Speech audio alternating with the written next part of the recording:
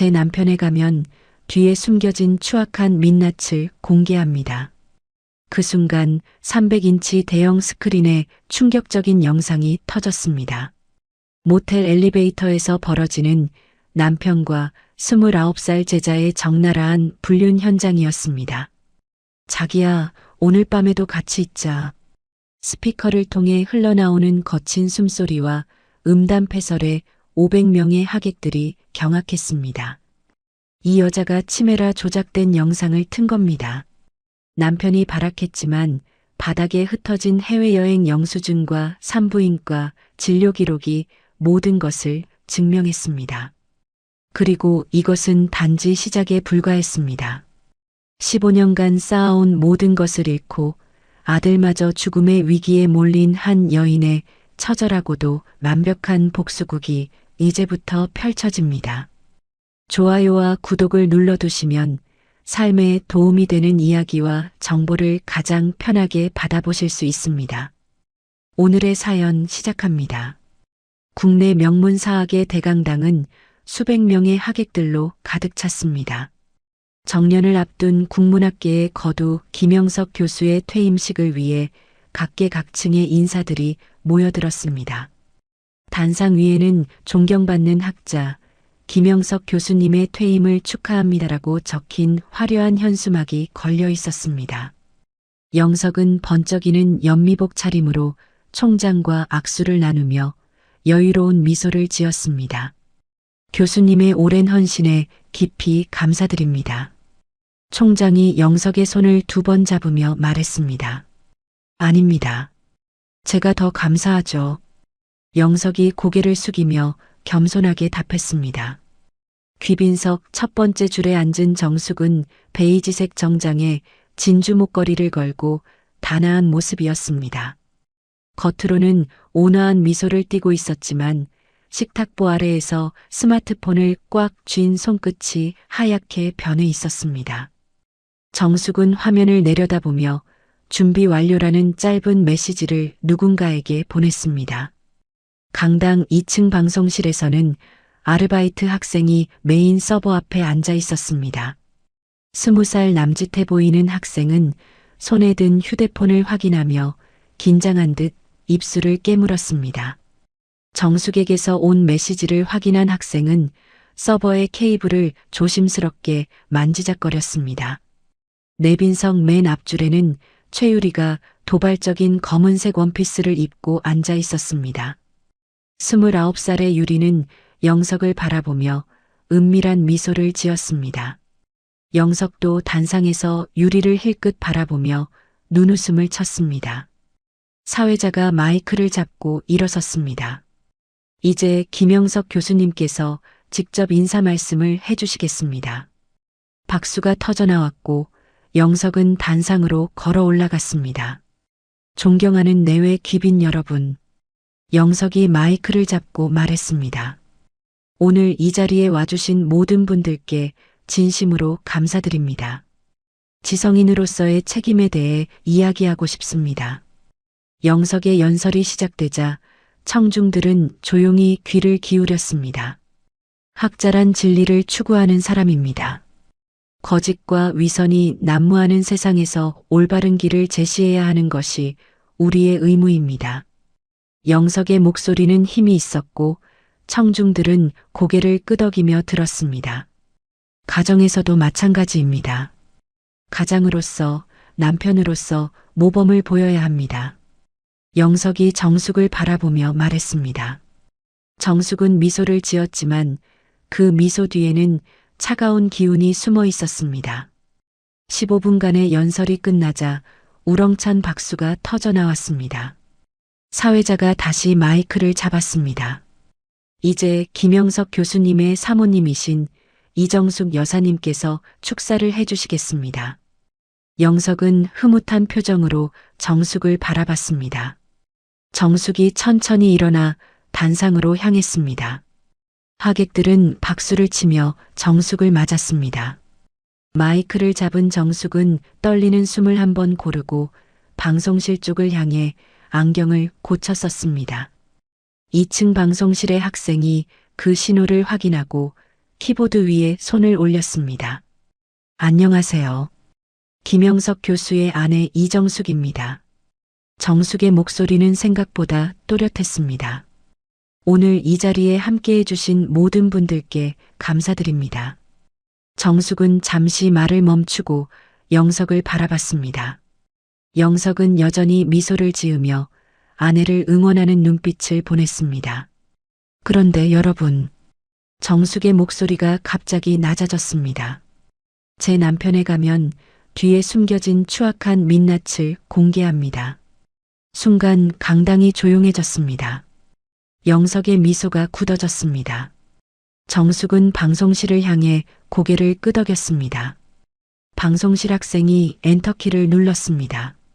300인치 대형 LED 스크린에 갑자기 영상이 떠올랐습니다. 엘리베이터 안에서 영석과 유리가 서로를 끌어안고 있는 모습이었습니다. 어머나, 저게 뭐야? 하객들이 술렁이기 시작했습니다. 장엄하던 배경음악이 갑자기 끊어졌습니다. 대신 스피커를 통해 남녀의 거친 숨소리와 음담 패설이 강당 전체에 울려 퍼졌습니다. 자기야, 오늘 밤에도 같이 있자. 영석의 목소리가 또렷하게 들렸습니다. 점잖던 내빈들이 경악하며 고개를 돌렸습니다. 여학생들은 일제히 스마트폰을 들어 스크린을 촬영하기 시작했습니다. 플래시가 번쩍번쩍 터졌습니다. 유리는 사색이 된 얼굴로 가방으로 얼굴을 가렸습니다. 뒷문으로 도주하려 했지만 몰려든 취재진에게 가로막혔습니다. 잠깐만요. 인터뷰 좀 해주세요. 기자들이 유리를 둘러쌌습니다. 유리는 그대로 바닥에 주저앉았습니다. 아니에요. 이건 아니에요. 유리가 떨리는 목소리로 중얼거렸습니다. 영석은 얼굴이 붉게 달아올라 스크린을 가리려고 허둥댔습니다. 이거 끄세요. 당장 꺼요. 영석이 소리쳤지만 아무도 듣지 않았습니다. 영상은 침실 장면으로 이어졌습니다. 더욱 적나라한 모습이 대형 화면에 그대로 나왔습니다. 하객들이 웅성웅성거리며 자리에서 일어나기 시작했습니다. 정숙은 품속에서 두꺼운 서류 뭉치를 꺼냈습니다. 해외여행 영수증과 병원 기록 사본들이었습니다. 정숙이 그것들을 허공에 뿌리자 하얀 종이들이 무대 위로 날아갔습니다. 여러분, 이것들이 증거입니다. 정숙이 마이크에 대고 외쳤습니다. 영석이 정숙의 팔을 낚아챘습니다. 이 여자가 치매라 조작된 영상을 틀고 있습니다. 영석이 악을 쓰며 소리쳤습니다. 딥페이크예요. 가짜 영상이라고요. 하지만 바닥에 떨어진 사진들을 주운 하객들이 고개를 저었습니다. 이거 진짜네요. 얼굴이 똑같아요. 한 중년 남자가 사진을 들고 말했습니다. 목에 있는 점까지 똑같습니다. 학교 보안 요원들이 무대로 뛰어 올라왔습니다. 영석과 정숙을 떼어놓으려 했습니다. 그 과정에서 영석이 정숙을 거칠게 밀쳤습니다. 정숙이 바닥으로 넘어졌습니다. 머리핀이 빠지고 머리카락이 흩어졌습니다. 그 장면이 그대로 실시간으로 중계되었습니다. 정숙은 흐트러진 모습으로 바닥에서 천천히 일어났습니다. 영석을 노려보며 입모양으로 이제 시작이야라고 말했습니다. 영석만이 그 입모양을 알아볼 수 있었습니다. 영석의 얼굴이 파랗게 질렸습니다. 당신이 이걸 계획한 거야? 영석이 떨리는 목소리로 물었습니다. 보안 요원들이 영석의 양팔을 잡고 끌고 나갔습니다. 놓으라고. 이건 조작이야. 영석의 절규가 강당에 울려 퍼졌습니다. 정숙은 무대 위에 홀로 남겨진 채 쏟아지는 카메라 플래시를 담담히 받아냈습니다. 머리카락이 흩어진 모습이었지만 그 누구보다 당당해 보였습니다. 강당은 여전히 소란스러웠지만 정숙만은 고요했습니다. 취재진들이 정숙을 향해 마이크를 들이댔습니다. 사모님, 언제부터 알고 계셨습니까? 이혼 소송을 제기하실 건가요? 정숙은 마이크를 내려놓고 천천히 무대를 내려왔습니다. 아무 말 없이 정면을 바라보며 강당 밖으로 향했습니다. 하객들이 길을 비켜주었습니다. 정숙의 뒷모습이 강당 문 너머로 사라졌습니다. 대형 스크린에는 여전히 영상이 재생되고 있었습니다. 그리고 그 아래 무대에는 흩어진 증거 서류들이 바람에 날리고 있었습니다. 사건 발생 3시간 후 영석의 집은 난장판이 되어 있었습니다. 거실 한가운데서 영석은 골프채를 휘두르며 소파 쿠션을 마구 내리쳤습니다. 젠장, 젠장할.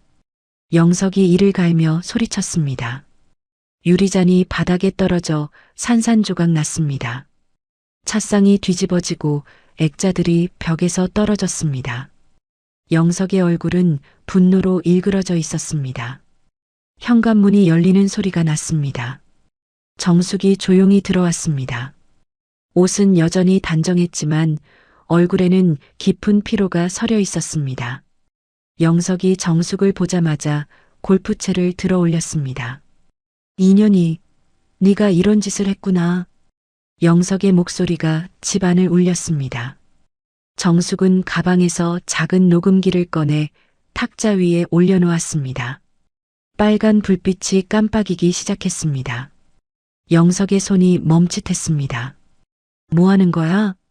영석이 조심스럽게 물었습니다. 당신이 나한테 폭력을 쓰면 그것도 증거가 되거든. 정숙이 담담하게 말했습니다. 영석은 골프채를 바닥에 내던졌습니다. 너 완전히 미쳤구나. 내가 얼마나 창피했는지 알아? 영석이 주먹을 떨며 소리쳤습니다. 정숙은 식탁 서랍에서 서류 봉투를 꺼냈습니다. 봉투 안에서 이혼 소장과 위자료 청구서를 꺼내 영석의 면전에 던졌습니다. 하얀 종이들이 바닥에 흩어졌습니다. 이혼해. 정숙이 짧게 말했습니다. 영석이 서류를 주워보더니 코웃음을 쳤습니다. 위자료 3억? 재산 분할 반반? 꿈 깨라. 영석이 서류를 구겨 던졌습니다. 영석은 안방으로 걸어가 벽에 걸린 그림을 치웠습니다. 그 뒤에 숨겨진 금고가 나타났습니다. 비밀번호를 누르고 금고 문을 열었습니다. 봐라. 영석이 빈 금고를 보여주며 말했습니다. 금고 안은 텅 비어 있었습니다. 먼지만 날렸습니다. 현금도 유가증권도 모두 사라져 있었습니다. 돈이 어디 있는지 알고 싶어? 영석이 비웃으며 말했습니다. 내가 벌써 다 빼놨어. 차명 계좌로 말이야. 정숙의 얼굴이 굳어졌습니다. 당신이 언제부터? 한 달 전부터 준비했지. 내 카드도 다 정지시켰고 통장도 동결했어. 영석이 손뼉을 치며 웃었습니다. 정숙은 서둘러 화장대로 갔습니다. 깊숙한 서랍 안에 숨겨둔 작은 폐물함을 꺼냈습니다. 뚜껑을 열어보니 목걸이와 반지들이 그대로 있었습니다. 정숙이 안도의 한숨을 쉬며 폐물함을 다시 닫았습니다. 적어도 이건 무사하네. 정숙이 중얼거렸습니다. 다음 날 아침 포털 사이트 댓글창은 난리가 났습니다. 김영석 교수 부인, 의부증 병력 있었다. 정신과 치료받은 이력 발견. 남편 스토킹한 정신병자 아내. 악의적인 글들이 도배되어 있었습니다. 유리는 자신의 SNS에 링거를 맡고 있는 사진을 올렸습니다. 사모님의 지속적인 스토킹과 협박에 시달렸습니다라는 글과 함께였습니다. 댓글에는 유리를 동정하는 글들이 줄줄이 달렸습니다. 정숙은 집 전화로 법무법인에 연락했습니다. 변호사 선임 상담을 받고 싶은데요. 죄송합니다. 저희는 그 사건 맡을 수 없습니다. 차가운 대답이 돌아왔습니다. 두 번째 법무법인도 마찬가지였습니다. 세 번째 로펌에서는 아예 전화를 끊어버렸습니다. 영석의 영향력이 생각보다 컸습니다. 학교 징계위원회가 열렸습니다. 영석은 위원들 앞에서 눈물을 흘렸습니다. CCTV 영상은 편집된 겁니다. 제가 무슨 죄를 졌다고. 영석의 목소리가 떨렸습니다. 동료 교수 5명이 영석을 위한 탄원서를 제출했습니다. 김영석 교수는 우리가 아는 한 매우 성실한 학자입니다라고 적혀 있었습니다. 정숙은 친정 오빠에게 전화를 걸었습니다. 오빠, 나 좀 도와줘. 영석이가 너무 심하게 나와. 정수가 영석이한테서 들었어. 네가 사이비 종교에 빠졌다며? 오빠의 목소리는 차가웠습니다. 무슨 소리야? 나 정신 멀쩡해. 영석이가 거짓말할 이유가 뭐가 있겠어? 너 정말 정신과 상담 받아봐. 오빠가 전화를 끊어버렸습니다. 정숙은 빈 냉장고를 열어봤습니다. 김치와 된장 한 통이 전부였습니다. 신용카드도 막히고 현금도 없었습니다. 그날 저녁 영석은 유리를 데리고 집으로 왔습니다. 오늘부터 여기가 내 집이야. 영석이 유리의 손을 잡고 말했습니다. 유리는 정숙을 보며 도발적으로 웃었습니다. 안녕하세요, 사모님. 유리가 일부러 크게 인사했습니다. 너희들 뭐 하는 거야? 정숙이 분노를 참으며 물었습니다. 당연히 함께 사는 거지. 넌 거실 소파에서 자. 영석이 태연하게 말했습니다. 유리가 냉장고를 열어봤습니다. 오빠 밥 해줘. 배고파. 유리가 영석에게 애교를 부렸습니다. 영석은 앞치마를 두르고 라면을 끓이기 시작했습니다. 정숙이 보는 앞에서 유리에게 음식을 가져다 주었습니다. 많이 먹어. 오늘 고생했지? 영석이 유리의 머리를 쓰다듬었습니다. 정숙은 거실 구석에 쪼그리고 앉았습니다. 배는 고팠지만 자존심이 허락하지 않았습니다. 라면 냄새가 코를 찔렀습니다.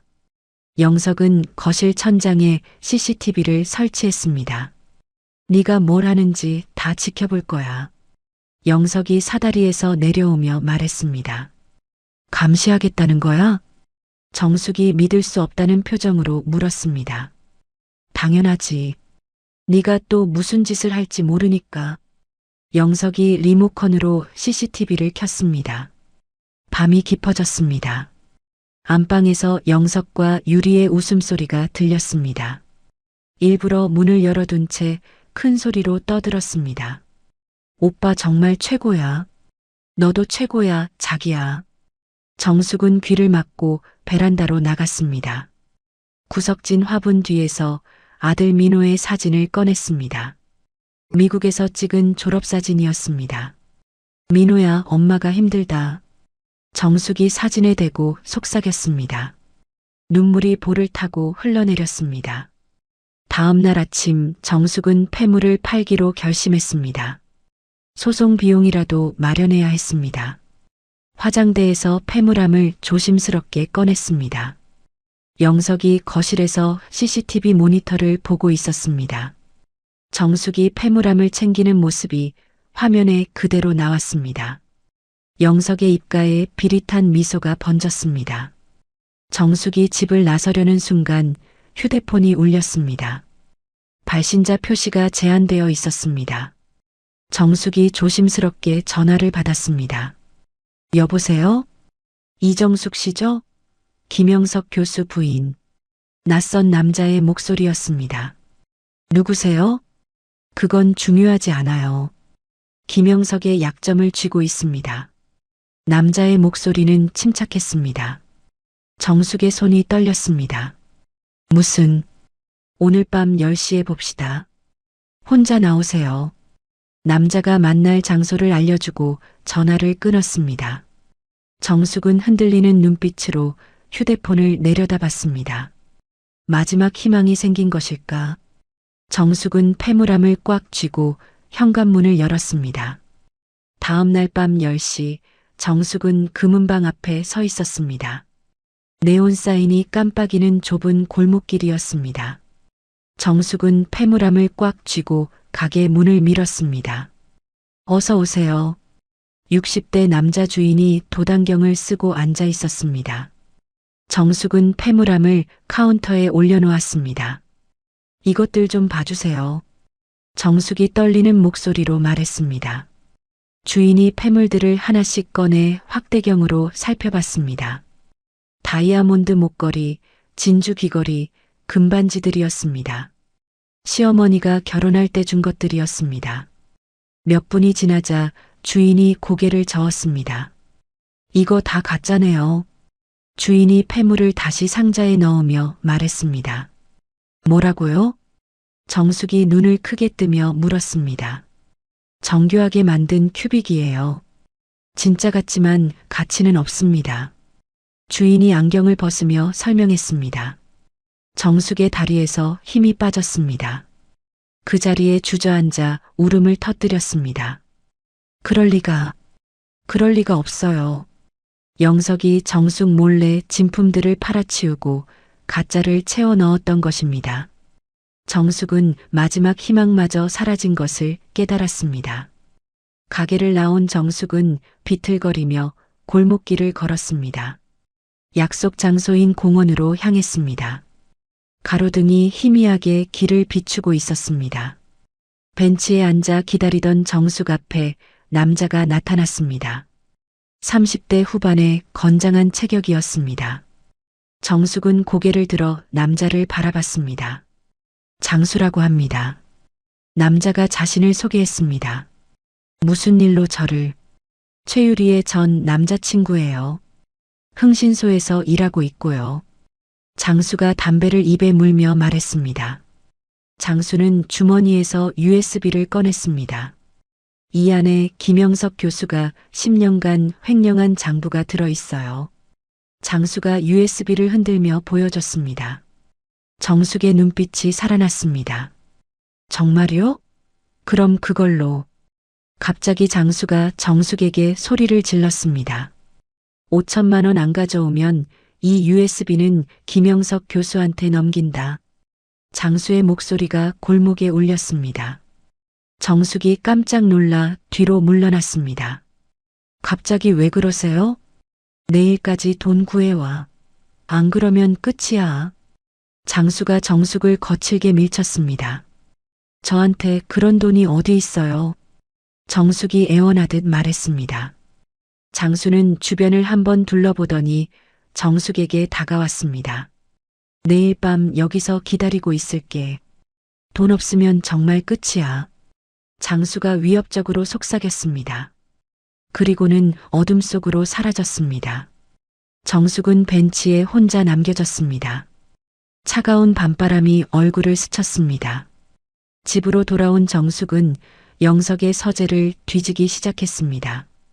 책장과 서랍을 모조리 열어봤습니다. 뭔가 단서라도 찾을 수 있을까 했습니다. 책더미 사이에서 작은 녹음기를 발견했습니다. 정숙이 재생 버튼을 눌렀습니다. 영석과 유리의 목소리가 흘러나왔습니다. 정신병원에 보내는 게 제일 확실해. 영석의 목소리였습니다. 사설 구급차 불러서 강제로 데려가면 되죠?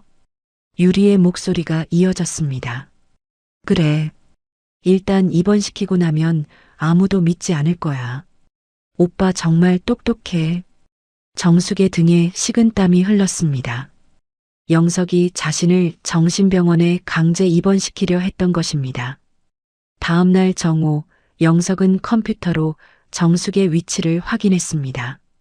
휴대폰에 심어둔 추적 앱이었습니다. 정숙이 집 근처를 벗어나지 못하고 있었습니다. 돈 구할 곳이 없지. 영석이 혼자 중얼거렸습니다. 영석은 거실로 나가 정숙을 의자에 앉혔습니다. 밧줄로 정숙의 팔과 다리를 묶기 시작했습니다. 뭐 하는 거야? 나.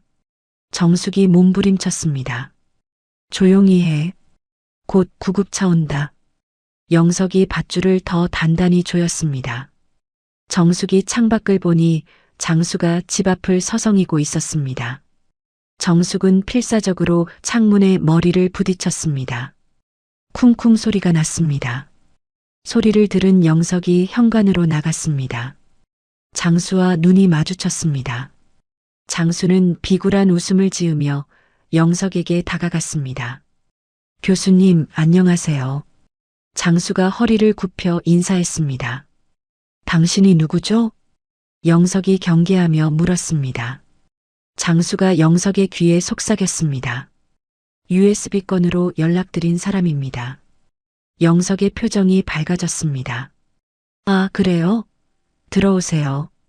두 사람이 집 안으로 들어왔습니다. 정숙이 결박당한 모습을 본 장수는 놀라는 척했습니다. 이게 무슨... 아내가 요즘 정신이 좀 이상해서요. 영석이 태연하게 설명했습니다. 장수는 주머니에서 USB를 꺼냈습니다. 이걸 원하시는 거죠? 얼마면 되죠? 영석이 즉시 물었습니다. 1억이면 당장 이체해 드릴게요. 영석이 휴대폰으로 계좌 이체를 했습니다. 장수가 계좌를 확인하고 USB를 영석에게 건넸습니다. 정숙이 보는 앞에서 벌어진 일이었습니다. 고맙습니다. 교수님, 장수가 고개를 숙이며 말했습니다. 정숙은 절망의 비명을 질렀습니다. 안 돼, 안 된다고. 마지막 희망마저 사라진 것 같았습니다. 영석은 USB를 손에 쥐고 정숙을 조롱했습니다. 이제 네가 발버둥 칠 증거도 돈도 다 내 손 안에 있어. 영석의 목소리에는 승리감이 넘쳤습니다. 영석이 정숙에게 다가와 속삭였습니다. 이제 넌 병원에서 평생 썩게 될 거야. 영석이 밧줄을 더 단단히 조였습니다. 그때 현관 초인종이 요란하게 울렸습니다. 경찰입니다. 문 여세요. 큰 목소리가 들렸습니다. 문을 두드리는 소리가 점점 커졌습니다. 영석이 당황하며 이리저리 둘러봤습니다. 이게 뭐야? 현관문이 강제로 열리며 경찰들이 들어왔습니다. 그 뒤로 말끔한 수트 차림의 남자가 따라 들어왔습니다. 30대 후반의 단정한 인상이었습니다. 남자는 영석을 가볍게 제압하고 정숙의 결박을 풀어줬습니다. 괜찮으세요? 남자가 정숙을 부축하며 물었습니다.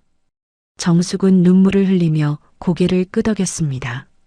남자는 영석을 향해 차가운 눈빛을 보냈습니다. 당신은 끝났어요. 남자가 자신의 명함을 영석에게 내밀었습니다. 명함에는 법무법인 정의 대표 변호사 강도진이라는 이름이 새겨져 있었습니다. 영석이 명함을 받아들고는 얼굴이 새파랗게 질렸습니다. 누구 마음대로 남의 집에 들어왔어. 영석이 소리쳤습니다. 도진이 차분하게 말했습니다. 감금 및 폭행 혐의로 현행범 체포합니다. 경찰관들이 영석에게 수갑을 채웠습니다. 이게 무슨 상황이야? 내 아내를 내가 왜 못 묶어? 영석이 발악했습니다. 아내라고 해서 폭력을 써도 되는 건 아닙니다. 도진이 냉정하게 답했습니다. 영석이 경찰차에 태워지기 직전 도진이 다가갔습니다. 그리고 그 USB 잘 확인해 보십시오. 도진이 의미심장한 미소를 지으며 말했습니다. 영석이 무슨 뜻인지 모르겠다는 표정을 지었습니다. 경찰차 문이 닫히고 사이렌 소리와 함께 멀어져 갔습니다. 도진은 정숙을 안전한 곳으로 데려갔습니다. 호텔 로비 카페였습니다. 정숙은 여전히 혼란스러운 표정이었습니다. 늦게 와서 죄송합니다. 도진이 정숙 앞에 앉으며 말했습니다. 김영석을 완벽하게 속이기 위해 연극이 필요했거든요. 연극이요? 정숙이 이해하지 못하겠다는 표정으로 물었습니다. 장수는 제가 미리 포섭한 사람입니다. 도진이 설명하기 시작했습니다. 골목길에서의 협박도 김영석에게 USB를 넘기는 것도 모두 계획된 일이었어요. 정숙의 입이 벌어졌습니다. 그럼 장수는 제 편이었습니다. 김영석이 안심하고 증거를 없애려 들도록 만든 거죠. 도진은 가방에서 또 다른 USB를 꺼냈습니다. 김영석이 장수에게 건넨 돈은 증거인멸 시도의 결정적 증거가 됩니다. 그리고 김영석이 받은 USB는 빈 파일이에요. 정숙이 진짜 USB를 받아들었습니다. 이게 진짜군요. 네, 김영석의 차명, 계좌 비밀번호와 로비 내역까지 모두 들어 있습니다. 정숙의 눈에 눈물이 맺혔습니다. 선생님은 누구세요? 왜 저를 도와주시는 거죠? 정숙이 떨리는 목소리로 물었습니다. 15년 전에 사모님께서 장학금을 주셨던 학생입니다. 도진이 고개를 숙이며 말했습니다. 강도진이라고 합니다. 기억나세요? 정숙이 깜짝 놀라며 도진을 자세히 바라봤습니다. 설마, 그때 그 아이가... 네, 맞습니다. 사모님 덕분에 대학을 다닐 수 있었어요. 정숙이 도진의 손을 잡았습니다. 고마워. 정말 고마워. 정숙의 목소리가 떨렸습니다. 이제부터 본격적으로 싸워봅시다. 도진이 결연한 표정으로 말했습니다. 이혼 소송뿐만 아니라 횡령, 배임, 가정폭력 혐의로 형사 고발도 진행할 거예요. 도진은 언론에 김영석의 횡령 의혹을 제보했습니다. 다음 날 아침 모든 신문 일면에 김영석의 비리 사실이 실렸습니다. 명문대 교수, 10년간 연구비 횡령 의혹. 학교 측은 즉각 징계위원회를 열었습니다. 이번에는 김영석을 옹호하는 교수가 아무도 없었습니다. 파면 결정이 만장일치로 통과되었습니다. 도진은 구치소에 있는 유리를 찾아갔습니다.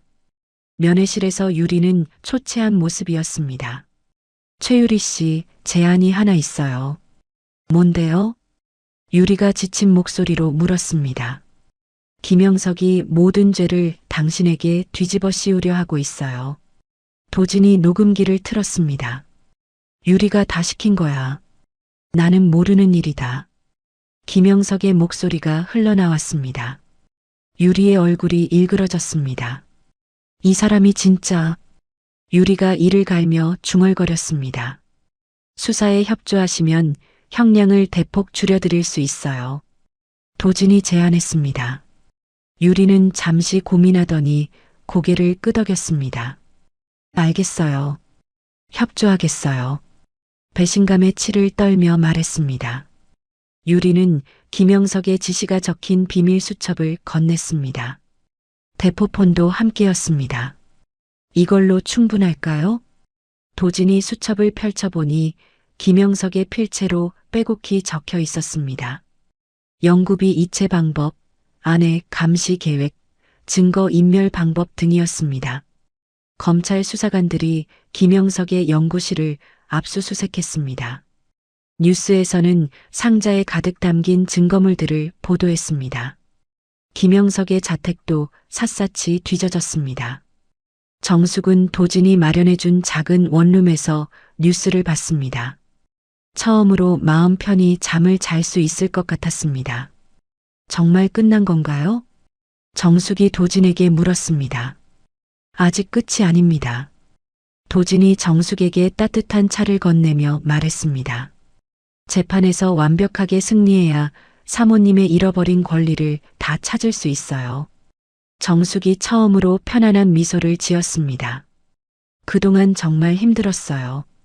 이제 조금만 더 힘내세요. 승소는 확실합니다. 재판 날짜가 잡혔습니다.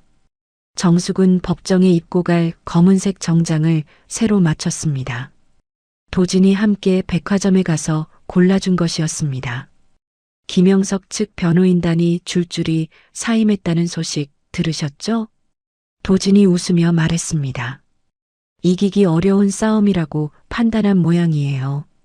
정숙은 거울 앞에서 정장을 입어봤습니다. 품이 있으면서도 당당해 보였습니다. 이제 정말 할 수 있을 것 같아요.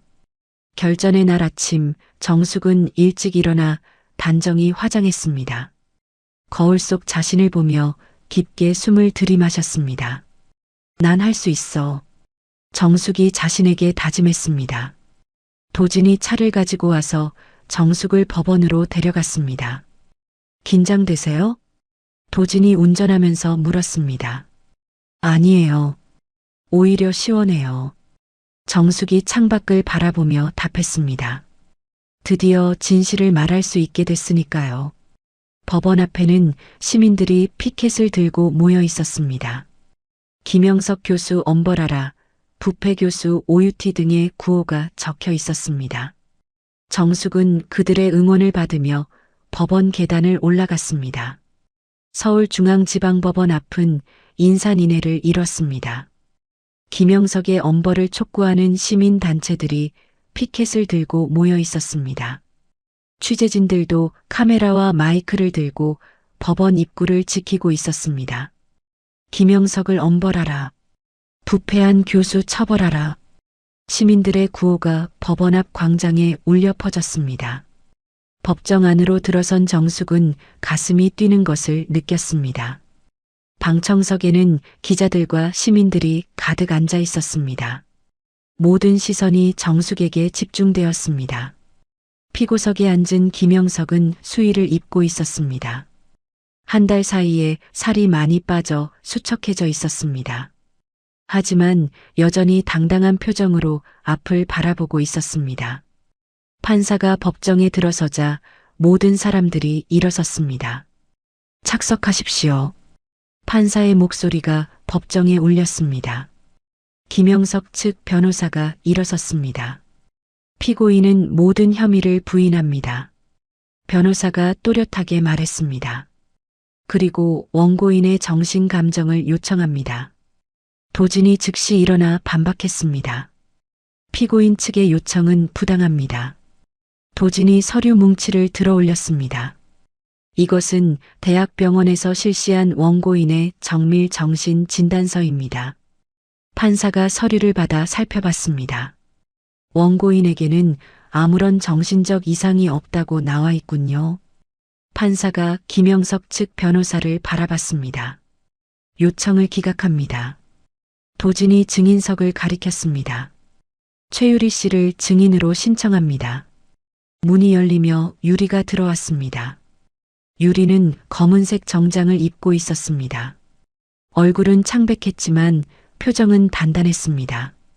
증인석에 앉은 유리는 김영석을 한 번도 쳐다보지 않았습니다. 증인은 피고인과 어떤 관계였습니까? 도진이 물었습니다. 연인 관계였습니다. 유리가 마이크에 대고 또렷하게 답했습니다.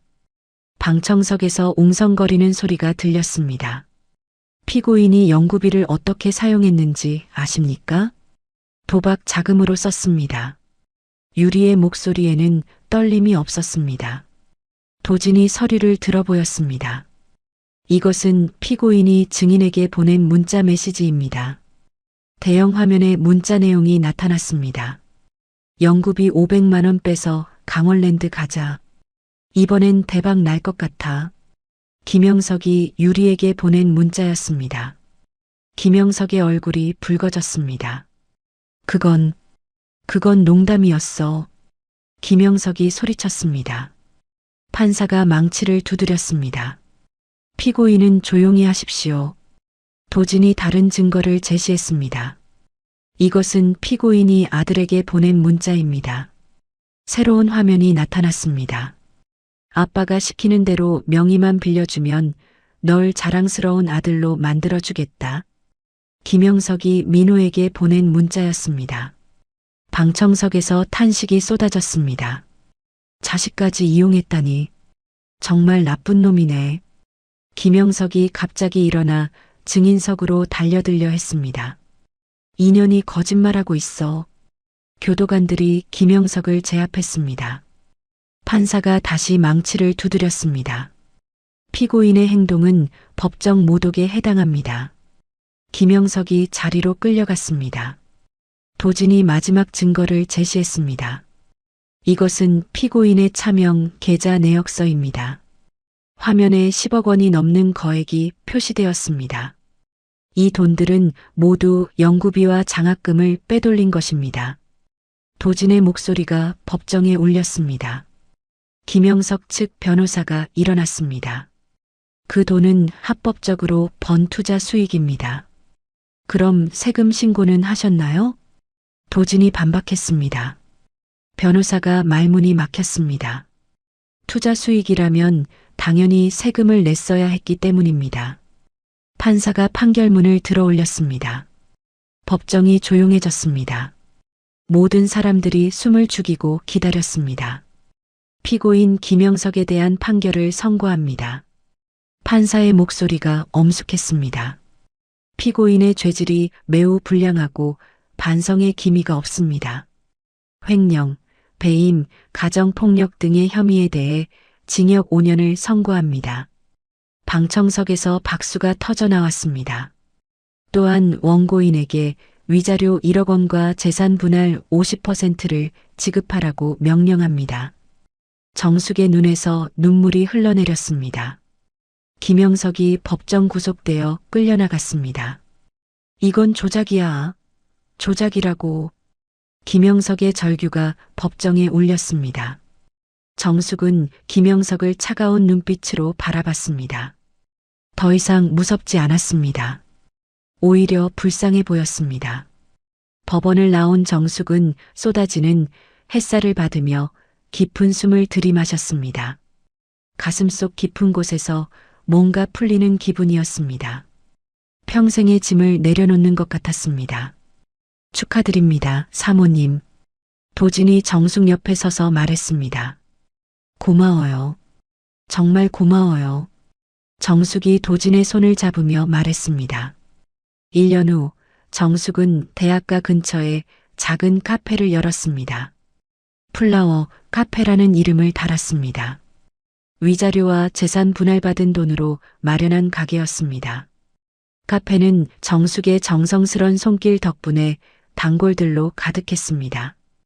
대학생들과 교수들이 자주 찾아왔습니다. 정숙은 경제적 자유를 처음으로 누리고 있었습니다. 어느 날 저녁 도진이 카페에 들렀습니다. 사모님, 커피 한 잔 주세요. 도진이 미소를 지으며 말했습니다. 도진아, 언제나 고마워. 정숙이 따뜻한 커피를 내려주며 말했습니다. 두 사람은 모자 이상의 끈끈한 정을 나누고 있었습니다. 정숙에게 도진은 든든한 아들 같은 존재였습니다. 민호한테는 연락 안 와요? 도진이 조심스럽게 물었습니다. 정숙의 표정이 잠시 어두워졌습니다. 아직 연락이 안 돼요. 걱정이에요. 그때 카페 창밖에 검은 양복을 입은 사내들이 나타났습니다. 정숙을 유심히 바라보고 있었습니다. 불길한 예감이 들었습니다.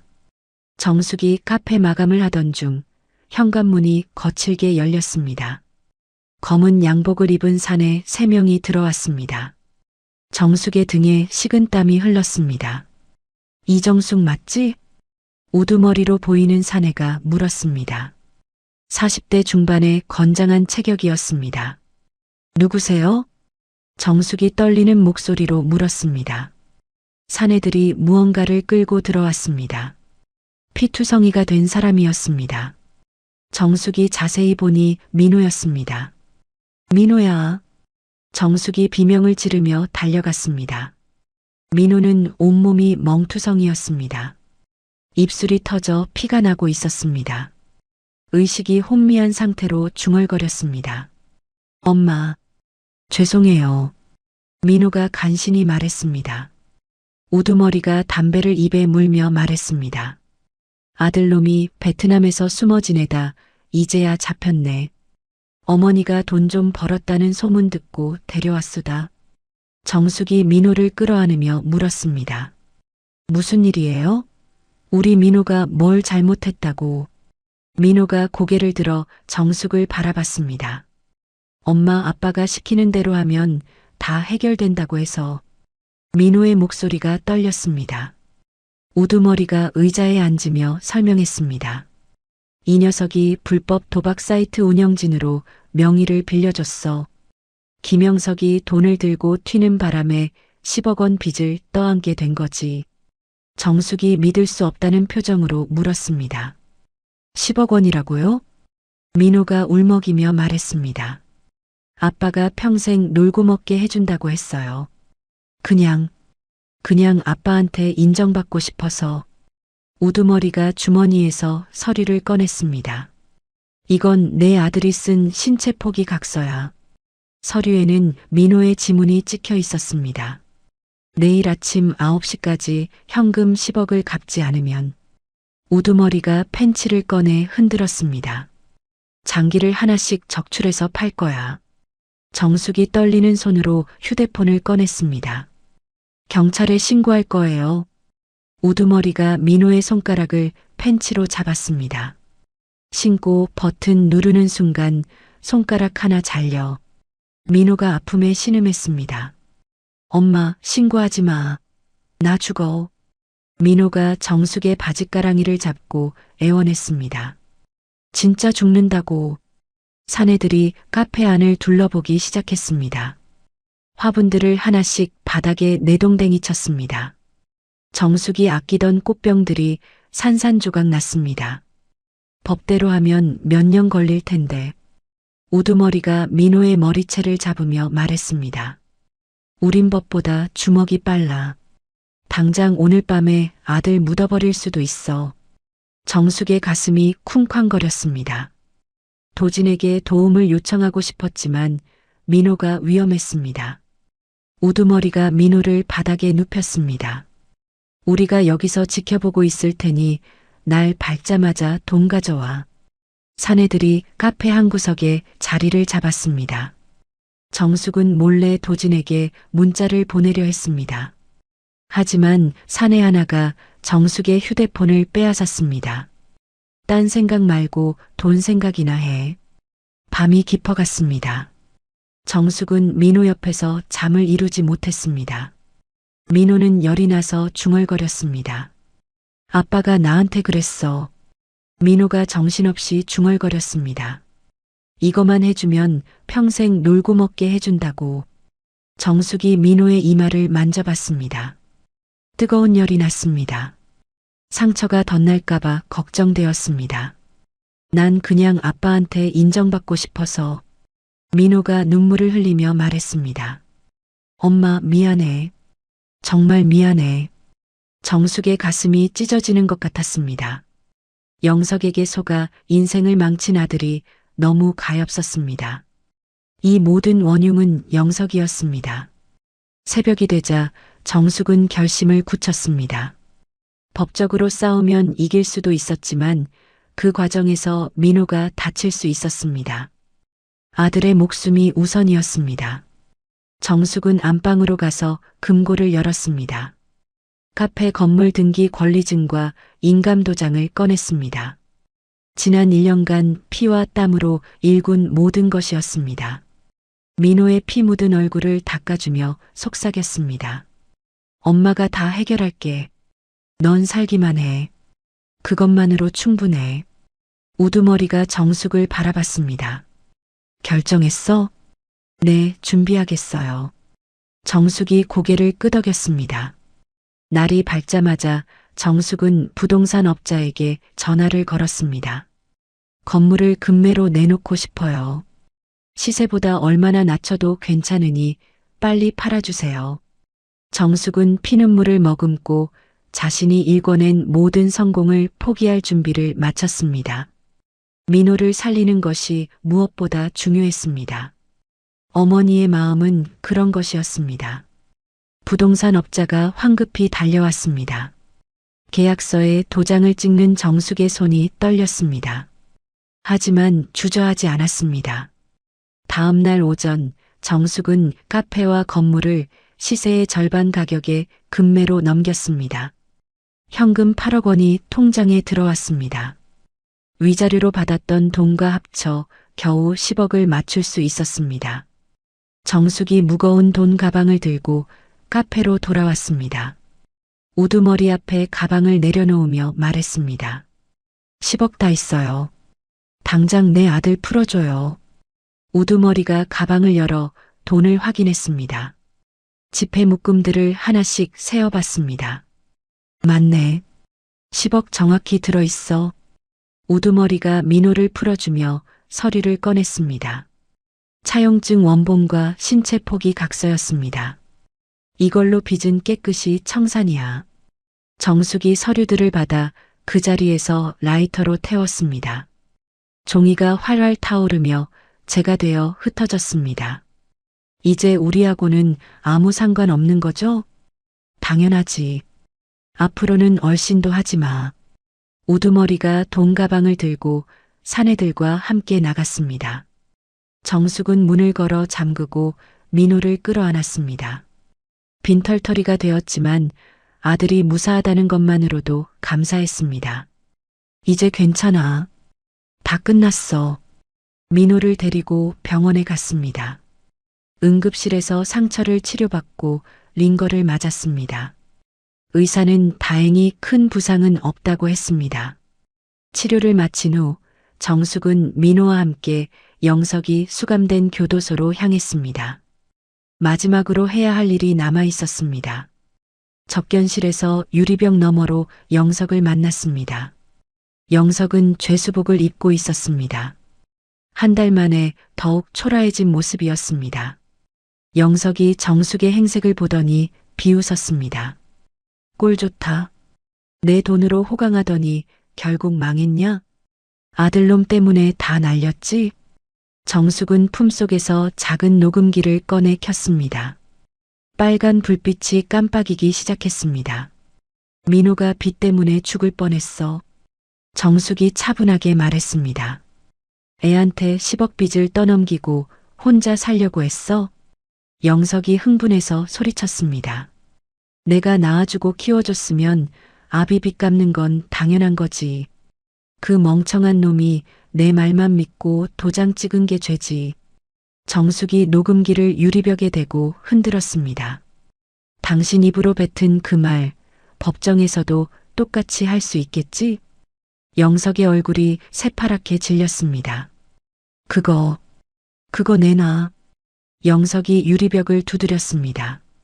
이 녹취록으로 당신은 사기죄와 아동학대 혐의가 추가될 거야. 정숙이 차갑게 말했습니다. 형량이 최소 10년은 늘어나겠네. 이 여자가 미쳤나? 그거 당장 지워. 영석이 발악했지만 유리벽 때문에 아무것도 할 수 없었습니다. 교도관들이 소란을 피우는 영석을 제압했습니다. 시간 다 됐습니다.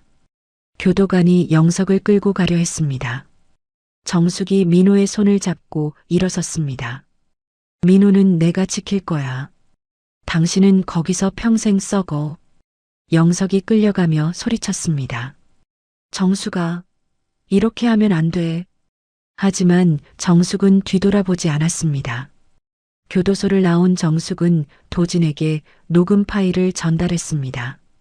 도진은 이를 바탕으로 영석에 대한 추가 기소를 진행했습니다. 가석방 없는 15년형이 구형되었습니다. 모든 빚을 청산하고 영석과의 악연도 끊어낸 정숙과 민호는 빈털터리가 되었습니다. 하지만 서로를 바라보며 웃을 수 있었습니다. 민호가 어머니 앞에 무릎 꿇고 울었습니다. 엄마가 평생 모은 돈을 내가 다 날렸어요. 죽을 때까지 갚을게요. 정숙이 아들을 안아주며 말했습니다. 돈은 있다가도 없는 거야. 네가 살았으면 됐어. 우린 지옥에서 빠져나온 거야. 두 사람은 상처뿐인 서울 생활을 정리했습니다. 정숙의 고향인 강원도 산골 마을로 내려가기로 했습니다. 새로운 시작을 위해서였습니다. 짐을 실은 용달차가 서울을 빠져나갔습니다. 정숙은 백미러로 멀어지는 도시를 바라봤습니다. 지난날의 아픔도 함께 흘려보내는 기분이었습니다. 엄마, 괜찮으세요? 민호가 걱정스럽게 물었습니다. 괜찮아. 이제 정말 괜찮아. 정숙이 창밖 풍경을 바라보며 미소 지었습니다. 고속도로를 달리는 용달차 안에서 정숙과 민호는 조용히 앞날을 그려봤습니다. 힘들겠지만 서로가 있어 든든했습니다. 새로운 삶을 시작할 용기가 생겼습니다. 3년 후 강원도의 한적한 산골 마을에는 평화로운 아침이 찾아왔습니다. 작은 마당이 딸린 낡은 주택 앞 텃밭에서 정숙이 고추를 따고 있었습니다. 화장기 없는 얼굴은 햇볕에 그을렸지만 건강한 미소가 가득했습니다. 엄마, 밥 다 됐어요. 부엌에서 민호가 앞치마를 두르고 밝게 외쳤습니다. 된장찌개 냄새가 집 안가득 퍼졌습니다. 민호는 인근 공장에서 성실하게 일하고 있었습니다. 주말에는 정숙을 도와 농사를 짓는 건실한 청년이 되어 있었습니다. 과거에 나약했던 모습은 찾아볼 수 없었습니다. 점심시간이 되자 동네 할머니들이 반찬통을 들고 모여들었습니다. 정숙이 왔나? 오늘 무슨 반찬 해줄까? 정숙은 넉살 좋게 할머니들을 맞았습니다. 어머니들, 어서 오세요. 오늘 민호가 된장찌개 끓였어요. 평상에 둘러앉아 식사를 하던 중 우체부가 나타났습니다. 등기 우편을 한 통 들고 있었습니다. 이정숙 씨 맞으시죠? 정숙이 편지를 받아보니 발신인이 김영석이었습니다. 교도소 도장이 찍혀 있었습니다. 편지 봉투에는 삐뚤삐뚤한 글씨로 적혀 있었습니다. 병보석 신청을 위해 탄원서 좀 써줘, 여보. 나 몸이 너무 아파. 정숙은 편지를 뜯지도 않고 구겨버렸습니다. 아궁이 불쏘시개로 던져 넣었습니다. 종이가 활활 타오르는 모습을 무심하게 바라봤습니다. 누구 편지였어? 할머니 한 분이 물었습니다. 아무것도 아니에요. 정숙이 태연하게 답했습니다. 식사를 마친 후 민호가 정숙에게 커피를 타다 주었습니다. 엄마, 이번 주말에 강 검사님 가족들이 놀러 오신대요. 정숙은 도진이 온다는 소식에 소녀처럼 기뻐했습니다. 그럼 옥수수를 미리 쪄놔야겠네. 도진이가 우리 옥수수를 얼마나 좋아하는데. 민호도 웃으며 고개를 끄덕였습니다. 도진은 이제 가족 같은 존재였습니다. 정숙에게는 아들 같고 민호에게는 형 같은 사람이었습니다. 해질녘 정숙은 마당 의자에 앉아 노을을 바라봤습니다. 붉게 물드는 하늘이 아름다웠습니다. 지난 치열했던 시간들이 주마등처럼 스쳐 지나갔습니다. 화려한 교수 사모님 소리는 더 이상 듣지 못했습니다. 하지만 곁에는 든든한 아들이 있었습니다. 밤에 다리 뻗고 잘 수 있는 지금이 진짜 행복이었습니다. 민호가 다가와 정숙의 어깨에 담요를 덮어줬습니다. 엄마, 춥지 않으세요? 목소리에 다정함이 묻어났습니다. 정숙이 거칠어진 아들의 손을 잡았습니다. 아니야, 지금이 내 인생에서 제일 따뜻해. 정숙이 진심으로 웃으며 답했습니다. 마당 한편에는 예전 플라워, 카페에서 쓰던 꽃가위가 놓여 있었습니다. 이제는 텃밭을 가꾸는 도구로 쓰이고 있었습니다. 과거와 현재를 이어주는 다리 같았습니다. 시골집 굴뚝에서 저녁 연기가 피어올랐습니다. 연기는 평화롭게 하늘로 흩어져 갔습니다. 별이 하나둘 떠오르기 시작했습니다. 엄마, 후회 안 하세요? 민호가 조심스럽게 물었습니다. 정숙이 고개를 저었습니다. 전혀. 가장 성대한 잔치는 화려한 호텔이 아니라 마음 편한 내 집 마당에 있더라. 정숙과 민호의 웃음소리가 밤하늘에 울렸습니다. 시골집의 따뜻한 불빛이 별처럼 반짝였습니다. 작지만 소중한 행복이 그 안에 담겨 있었습니다. 멀리서 기차 소리가 들렸습니다. 도시로 향하는 기차였지만 정숙은 돌아가고 싶지 않았습니다. 여기가 바로 자신이 있어야 할 자리였습니다. 민호가 정숙의 무릎에 머리를 기댔습니다. 엄마 사랑해요. 나도 사랑해, 우리 아들. 두 사람의 그림자가 마당에 길게 드리워졌습니다. 평범하지만 소중한 일상이었습니다. 길고 길었던 정숙의 이야기는 이렇게 따뜻한 해피엔딩으로 막을 내렸습니다. 마당 가득 핀 코스모스가 바람에 흔들렸습니다. 정숙과 민호는 서로를 바라보며 미소 지었습니다. 진정한 행복을 찾은 모자의 모습이었습니다. 정숙과 민호의 이야기는 이렇게 평화로운 마무리를 맞았습니다. 때로는 인생에서 모든 것을 잃어야만 진정 중요한 것이 무엇인지 깨닫게 되는 법입니다. 정숙에게 화려한 교수 사모님의 지위도, 플라워, 카페도, 그 모든 재산도 결국 아들 하나만 못했습니다. 가장 큰 배신은 가장 가까운 사람에게서 옵니다.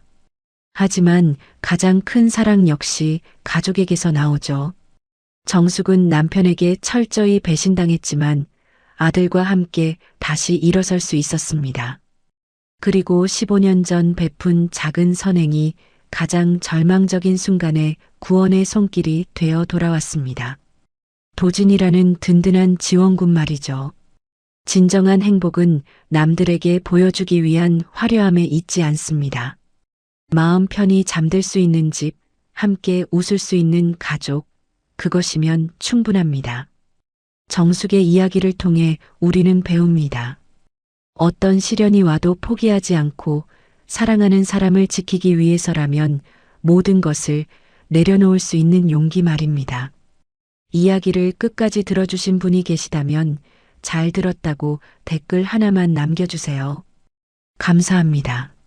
아저씨, 제가 끌어드릴게요. 11살 동수가 찌그러진 차체에서 피투성이 노인을 끌어내며 외쳤습니다. 영하 20도 눈보라 속 작은 아이는 비닐과 카메트로 썰매를 만들어 자신보다 몇 배나 무거운 노인을 필사적으로 끌어올렸습니다. 그런데 이 아이가 구해낸 노인이 바로 7천억 대기업 회장이었다는 사실을 그때는 아무도 몰랐습니다. 더욱이 그들 사이에 숨겨진 30년 전의 비밀과 이를 알아챈 누군가가 벌이는 잔혹한 복수극까지. 가장 추운 겨울날 가장 따뜻한 기적이 시작됩니다. 좋아요와 구독을 눌러두시면 삶에 도움이 되는 이야기와 정보를 가장 편하게 받아보실 수 있습니다. 오늘의 사연 시작합니다. 기록적인 폭설이 강원도 깊은 산중을 하얗게 뒤덮었습니다. 굽이친 산길을 달리던 검은색 벤츠가 빙판길에서 미끄러지며 가드레일을 들이받았습니다. 차량은 굉음과 함께 수십 미터 아래 낭떠러지로 곤두박질 쳤습니다. 운전석에 끼인 기사는 이미 숨이 끊어진 상태였습니다. 뒷좌석에서 강만석이 신음을 내뱉으며 눈을 떴습니다. 가슴팍을 찌르는 날카로운 통증에 만석이 비명을 질렀습니다. 아! 찢어진 차체 틈으로 칼바람이 밀려들어왔습니다. 영하 20도의 혹한이 만석의 온몸을 파고들었습니다. 만석의 눈썹과 수염에 하얀 서리가 맺혔습니다. 만석이 재킷 안주머니를 더듬었습니다. 위성 전화를 꺼내려다 손가락 마비로 바닥에 떨어뜨렸습니다. 검은 플라스틱 덩어리가 차 바닥에 굴러다녔습니다. 젠장! 멀리서 늑대 울음소리가 들려왔습니다. 만석이 온몸을 떨며 중얼거렸습니다. 이렇게 죽는 건가? 산 중턱 판잣집에서 동수가 땔감을 찾고 있었습니다. 아궁이에 넣을 나무가 한 토막도 남지 않았습니다. 할머니가 방에서 격하게 기침을 해댔습니다. 콜록, 콜록. 동수가 방문을 살짝 열고 들여다봤습니다. 할머니가 이불을 뒤집어 쓰고 몸을 떨고 있었습니다. 동수가 작은 목소리로 말했습니다. 할머니, 나무 구해올게요. 조금만 기다리세요. 할머니가 쉰 목소리로 대답했습니다. 동수야, 위험하니까 나가지 마라. 괜찮아요. 금방 다녀올게요. 동수가 낡은 패딩을 껴입고 밖으로 나섰습니다. 눈보라가 동수의 작은 몸을 휘감았습니다. 동수가 지게를 고쳐 매고 숲속으로 향했습니다. 한참을 헤매던 동수가 희미한 소리를 들었습니다. 자동차 경적이 간헐적으로 울려 퍼졌습니다. 동수가 고개를 들고 주변을 둘러봤습니다. 무슨 소리지? 소리가 나는 쪽으로 발걸음을 옮겼습니다. 가파른 비탈길 아래로 시선을 돌렸습니다. 찌그러진 차체가 눈에 들어왔습니다. 동수가 놀라서 뒤로 물러섰습니다. 어머, 하지만 차 안에서 신음소리가 들려왔습니다. 동수가 망설임 없이 비탈길을 미끄러져 내려갔습니다. 눈덩이가 굴러떨어지며 차체에 부딪혔습니다. 차 근처에 도착한 동수가 조심스럽게 안을 들여다봤습니다. 만석이 뒷좌석에 끼어 있었습니다. 피가 만석의 이마에서 흘러내렸습니다. 동수가 날카로운 유리 조각을 맨손으로 뜯어냈습니다. 손바닥이 찢어지며 피가 났습니다. 동수가 아픔을 참고 차 안으로 고개를 들이밀었습니다. 아저씨, 괜찮으세요? 만석이 희미하게 눈을 떴습니다. 누구냐? 저예요. 지금 꺼내드릴게요. 동수가 차 바닥을 살펴봤습니다.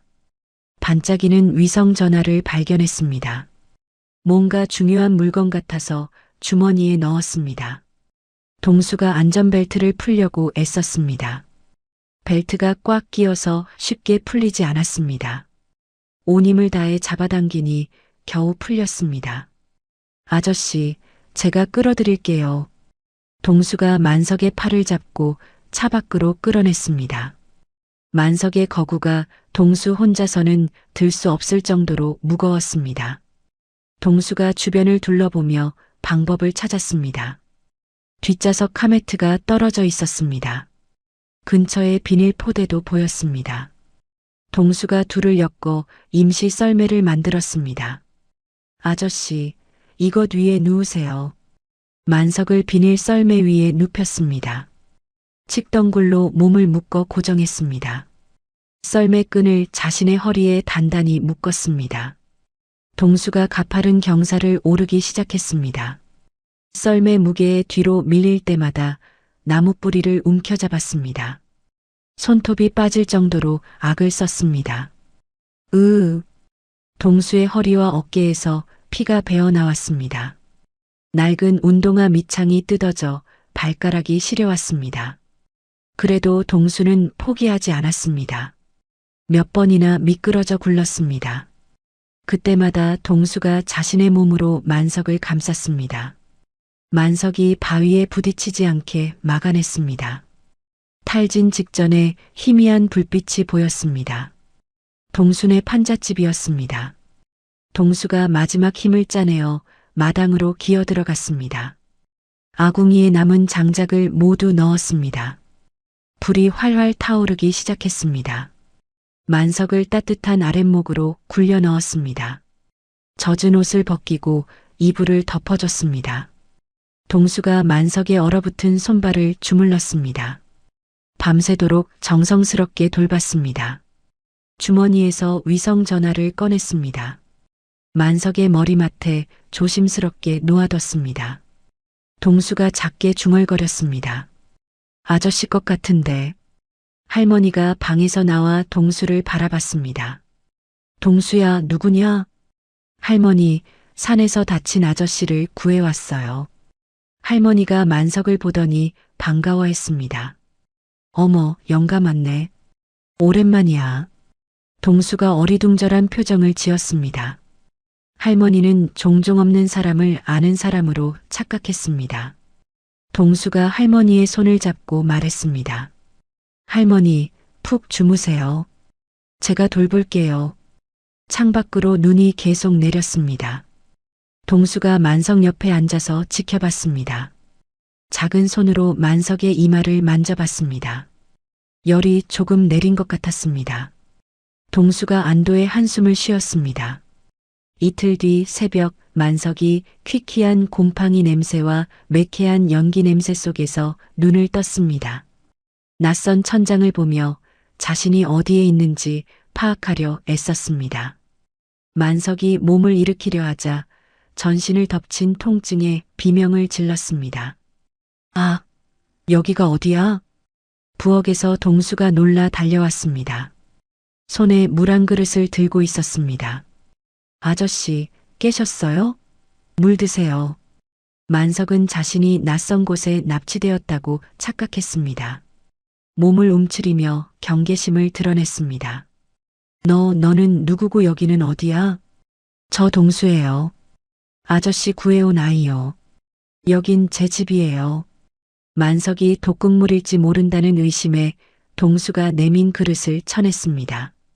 물그릇이 바닥에 떨어져 쨍그랑 소리를 냈습니다. 바닥에 쏟아진 물을 강아지 한 마리가 달려와 핥기 시작했습니다. 만석이 강아지를 보며 자신의 과민 반응을 깨달았습니다. 미안하다. 내가 너무. 동수가 바닥을 닦으며 말했습니다. 괜찮아요. 놀라실 만해요. 산에서 큰 사고가 났더라고요. 방 한 구석에서 이불을 뒤집어 쓰고 있던 할머니가 일어났습니다. 만석을 보며 반가운 듯 손을 흔들었습니다. 어머, 영감. 어디 갔다가 이제 왔어? 할머니가 격하게 기침을 하며 피가 섞인 가래를 토해냈습니다. 만석이 할머니의 각혈을 보고 그녀의 건강 상태가 심각함을 눈치챘습니다. 동수는 익숙한 듯 할머니의 등을 두드려주고 입을 닦아줬습니다. 할머니, 또 피나셨어요. 약 드셔야 해요. 괜찮다, 괜찮아. 늙으면 다 그런 거야. 만석이 상황을 정리하며 동수에게 물었습니다. 너 혼자 나를 구해낸 거냐? 네. 썰매 만들어서 끌고 왔어요. 진짜 무거우셨어요. 만석이 믿을 수 없다는 표정으로 동수를 바라봤습니다. 이 작은 아이가 자신의 목숨을 구했다는 사실에 충격을 받았습니다. 고맙다. 정말 고마워. 동수가 산에서 캐온 엉겅퀴를 지지겨 만석의 찢어진 다리 상처에 발라줬습니다. 만석이 아이의 투박하지만 정성스러운 손길에서 묘한 안정감을 느꼈습니다. 지금까지 받아본 어떤 치료보다 따뜻했습니다. 아프면 말하세요. 살살할게요. 아니다. 괜찮다. 고맙구나. 저녁 시간이 되자 동수가 밥상을 차려냈습니다. 김치 한 조각과 묽은 숭늉뿐인 초라한 밥상이었습니다.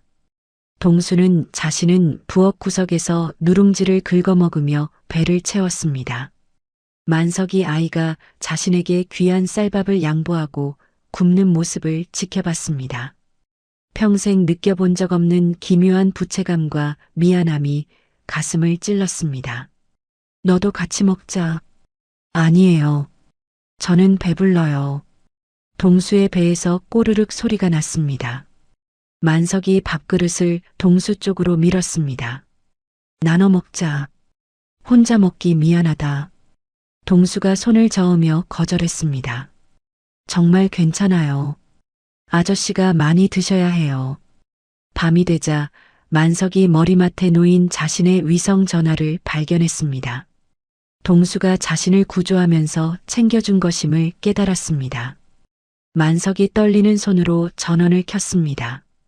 비서실이 아닌 가장 믿었던 장남 형철에게 전화를 걸었습니다. 한편 서울의 화려한 클럽룸에서는 형철이 측근들과 파티를 즐기고 있었습니다. 건배, 아버지 실종은 우리에게 기회야. 형철이 아버지의 실종 소식을 호재로 삼아 샴페인을 터뜨렸습니다. 측근 중 한 명이 말했습니다. 사장님, 이제 경영권이 완전히 넘어오는 거죠? 당연하지. 늙은이가 사라져줘서 고맙기까지 해. 소음 속에서 전화가 울렸습니다. 형철이 전화를 받고 아버지 목소리를 확인하자 표정이 싸늘하게 굳어졌습니다. 조용한 화장실로 이동했습니다. 아버지, 어디 계세요? 만석이 간절한 목소리로 말했습니다. 형철아, 나 사고 났다. 강원도 산골에 있어. 구조대를 보내줘. 형철이 차가운 목소리로 대답했습니다. 아버지, 지금 주가가 폭락해서 사망설이 도는 게 낫습니다. 며칠만 더 숨어 계세요. 만석이 믿을 수 없다는 듯 소리쳤습니다. 뭐라고? 네가 지금 무슨 말을 하는 거야? 시장 상황을 봐서 적절한 타이밍에 복귀하시는 게 좋겠어요. 주가 회복까지 기다리세요. 형철이 구조 요청을 매몰차게 거절했습니다. 믿었던 아들의 배신에 충격을 받은 만석이 전화기를 바닥에 떨어뜨렸습니다. 분노와 배신감에 몸을 떨며 호흡 곤란을 일으켰습니다. 고통스러워하는 만석을 본 동수가 달려왔습니다. 등을 두드려주며 걱정스럽게 말했습니다. 아저씨, 괜찮으세요? 숨 천천히 쉬세요. 할머니도 일어나 만석의 손을 잡았습니다. 영감, 죽지 마. 우리 놔두고 가면 안 돼. 할머니가 울먹이는 목소리로 말했습니다. 만석이 자신을 죽은 사람 취급하는 혈육과 살리려 애쓰는 낯선 이들의 극명한 대비를 느꼈습니다. 뜨거운 눈물이 만석의 뺨을 타고 흘러내렸습니다. 고맙다. 정말 고마워. 동수가 만석의 눈물을 닦아주며 말했습니다. 울지 마세요. 다 괜찮을 거예요. 다음 날 동수는 만석의 기력 회복을 위해 특별한 일을 계획했습니다. 읍내까지 심리기를 걸어나갔습니다. 자신이 아끼던 고무신을 팔아 달걀 2개를 샀습니다. 상점 주인이 동수를 보며 말했습니다. 얘야, 이 고무신 얼마나 안 했는데 벌써 팔려고 해? 할머니랑 다친 아저씨 드릴 거예요. 달걀이 몸에 좋다고 들었어요. 그래, 착한 녀석이네. 달걀 하나 더 줄게. 동수가 고개를 숙여 인사했습니다. 감사합니다. 맨발에 집신을 신고 돌아온 동수를 본 만석이 충격을 받았습니다. 자신이 평생 쌓아 올린 7천억 재산이 이 달걀 2개보다 가치 없음을 뼈저리게 깨달았습니다. 동수야, 너 발이 왜 그래? 괜찮아요. 집신이 더 따뜻해요. 동수가 달걀을 삶아서 만석에게 가져왔습니다. 만석이 달걀을 받으며 눈시울이 붉어졌습니다. 나보다 네가 먹어야지. 저는 하나면 충분해요. 아저씨가 더 드세요. 할머니의 기침 소리가 밤새 끊이지 않았습니다. 만석이 동수가 잠든 사이 아이의 거친 손바닥을 어루만졌습니다. 반드시 살아서 이 빚을 갚겠다고 마음속으로 다짐했습니다. 창밖에는 다시 눈발이 날리기 시작했습니다. 만석이 복잡한 심경으로 잠든 동수의 얼굴을 한참 동안 바라봤습니다. 이 아이가 자신에게 베푼 선행을 평생 잊지 않겠다고 다짐했습니다. 구조된 지 5일째 만석이 위성전화로 비서실장에게 직접 연락했습니다. 헬기 프로펠러 소리가 산골 마을의 정적을 찢어놓았습니다. 비서실장의 직속 보안팀이 검은색 차량 수십 대를 이끌고 비포장도로를 점령했습니다. 무장한 경호원들이 판잣집 문을 박차고 들이닥쳤습니다. 동수와 할머니는 공포에 질려 서로를 끌어안고 방 구석으로 숨었습니다. 동수가 떨리는 목소리로 말했습니다. 할머니, 무서워요. 괜찮다, 동수야. 할머니가 지켜줄게.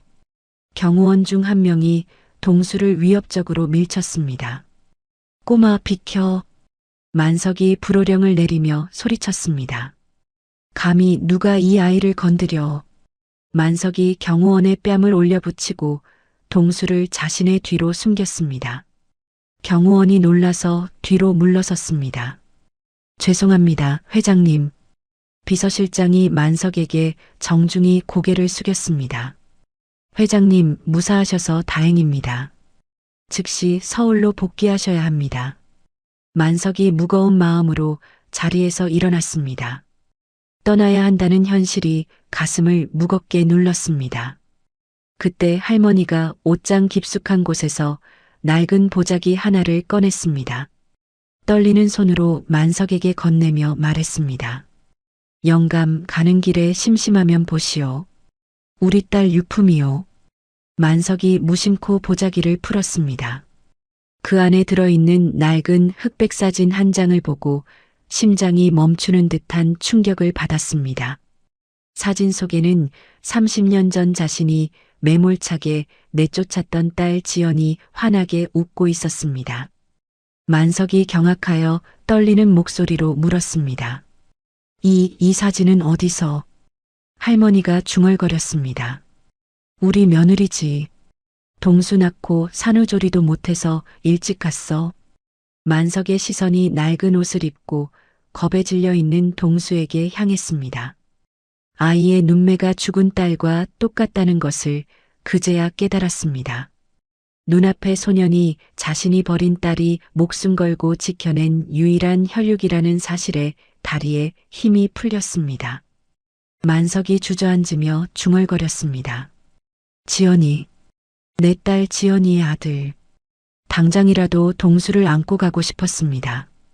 하지만 비서실장이 다급하게 만석의 귀에 속삭였습니다. 회장님, 현재 형철 사장이 회장님 유고 시 경영권 승계를 위해 불법적인 작업을 마쳤습니다. 지금 손자분이 노출되면 제거 대상이 될 수 있습니다. 만석이 형철의 잔혹함을 떠올렸습니다. 자신의 혈육조차 해칠 수 있는 인물임을 알기에 동수의 안전을 위해 정체를 숨기기로 결심했습니다. 만석이 끓어오르는 오열을 삼키며 동수에게 다가갔습니다.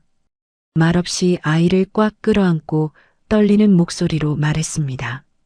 꼭 다시 올게. 약속한다. 동수가 만석의 품에서 고개를 끄덕였습니다. 아저씨, 몸조리 잘하세요. 만석이 비서실장에게 비밀리에 지시했습니다. 최정의 경호 인력을 마을 주변에 배치해 24시간 동수를 감시하고 보호해. 알겠습니다, 회장님.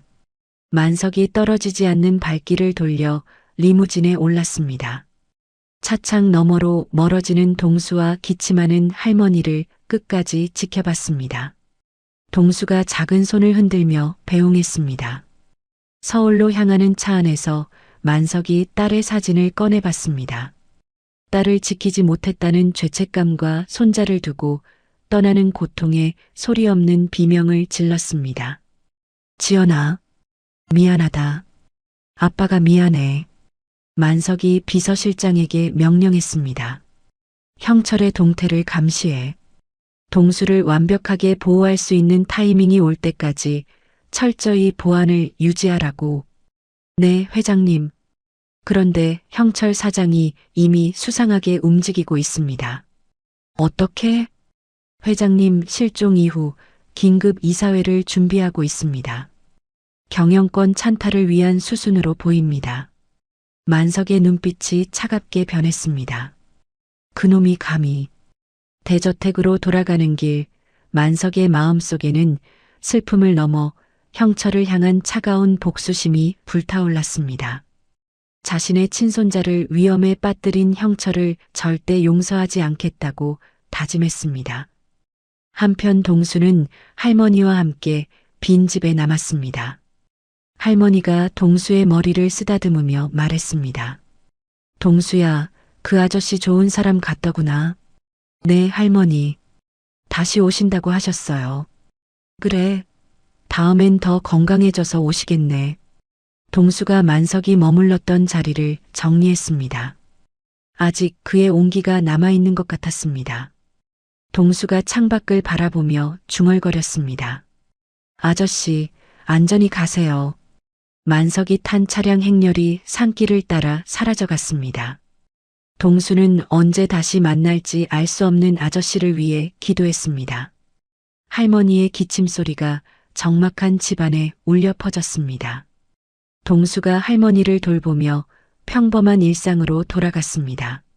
하지만 마음 한구석에는 따뜻했던 며칠간의 기억이 선명하게 남아 있었습니다. 그 기억이 추운 겨울을 버틸 수 있는 힘이 되어 주었습니다. 저녁이 되자 동수가 할머니에게 밥을 갖다 드렸습니다. 할머니, 드세요. 고맙다, 동수야. 너도 많이 먹어라.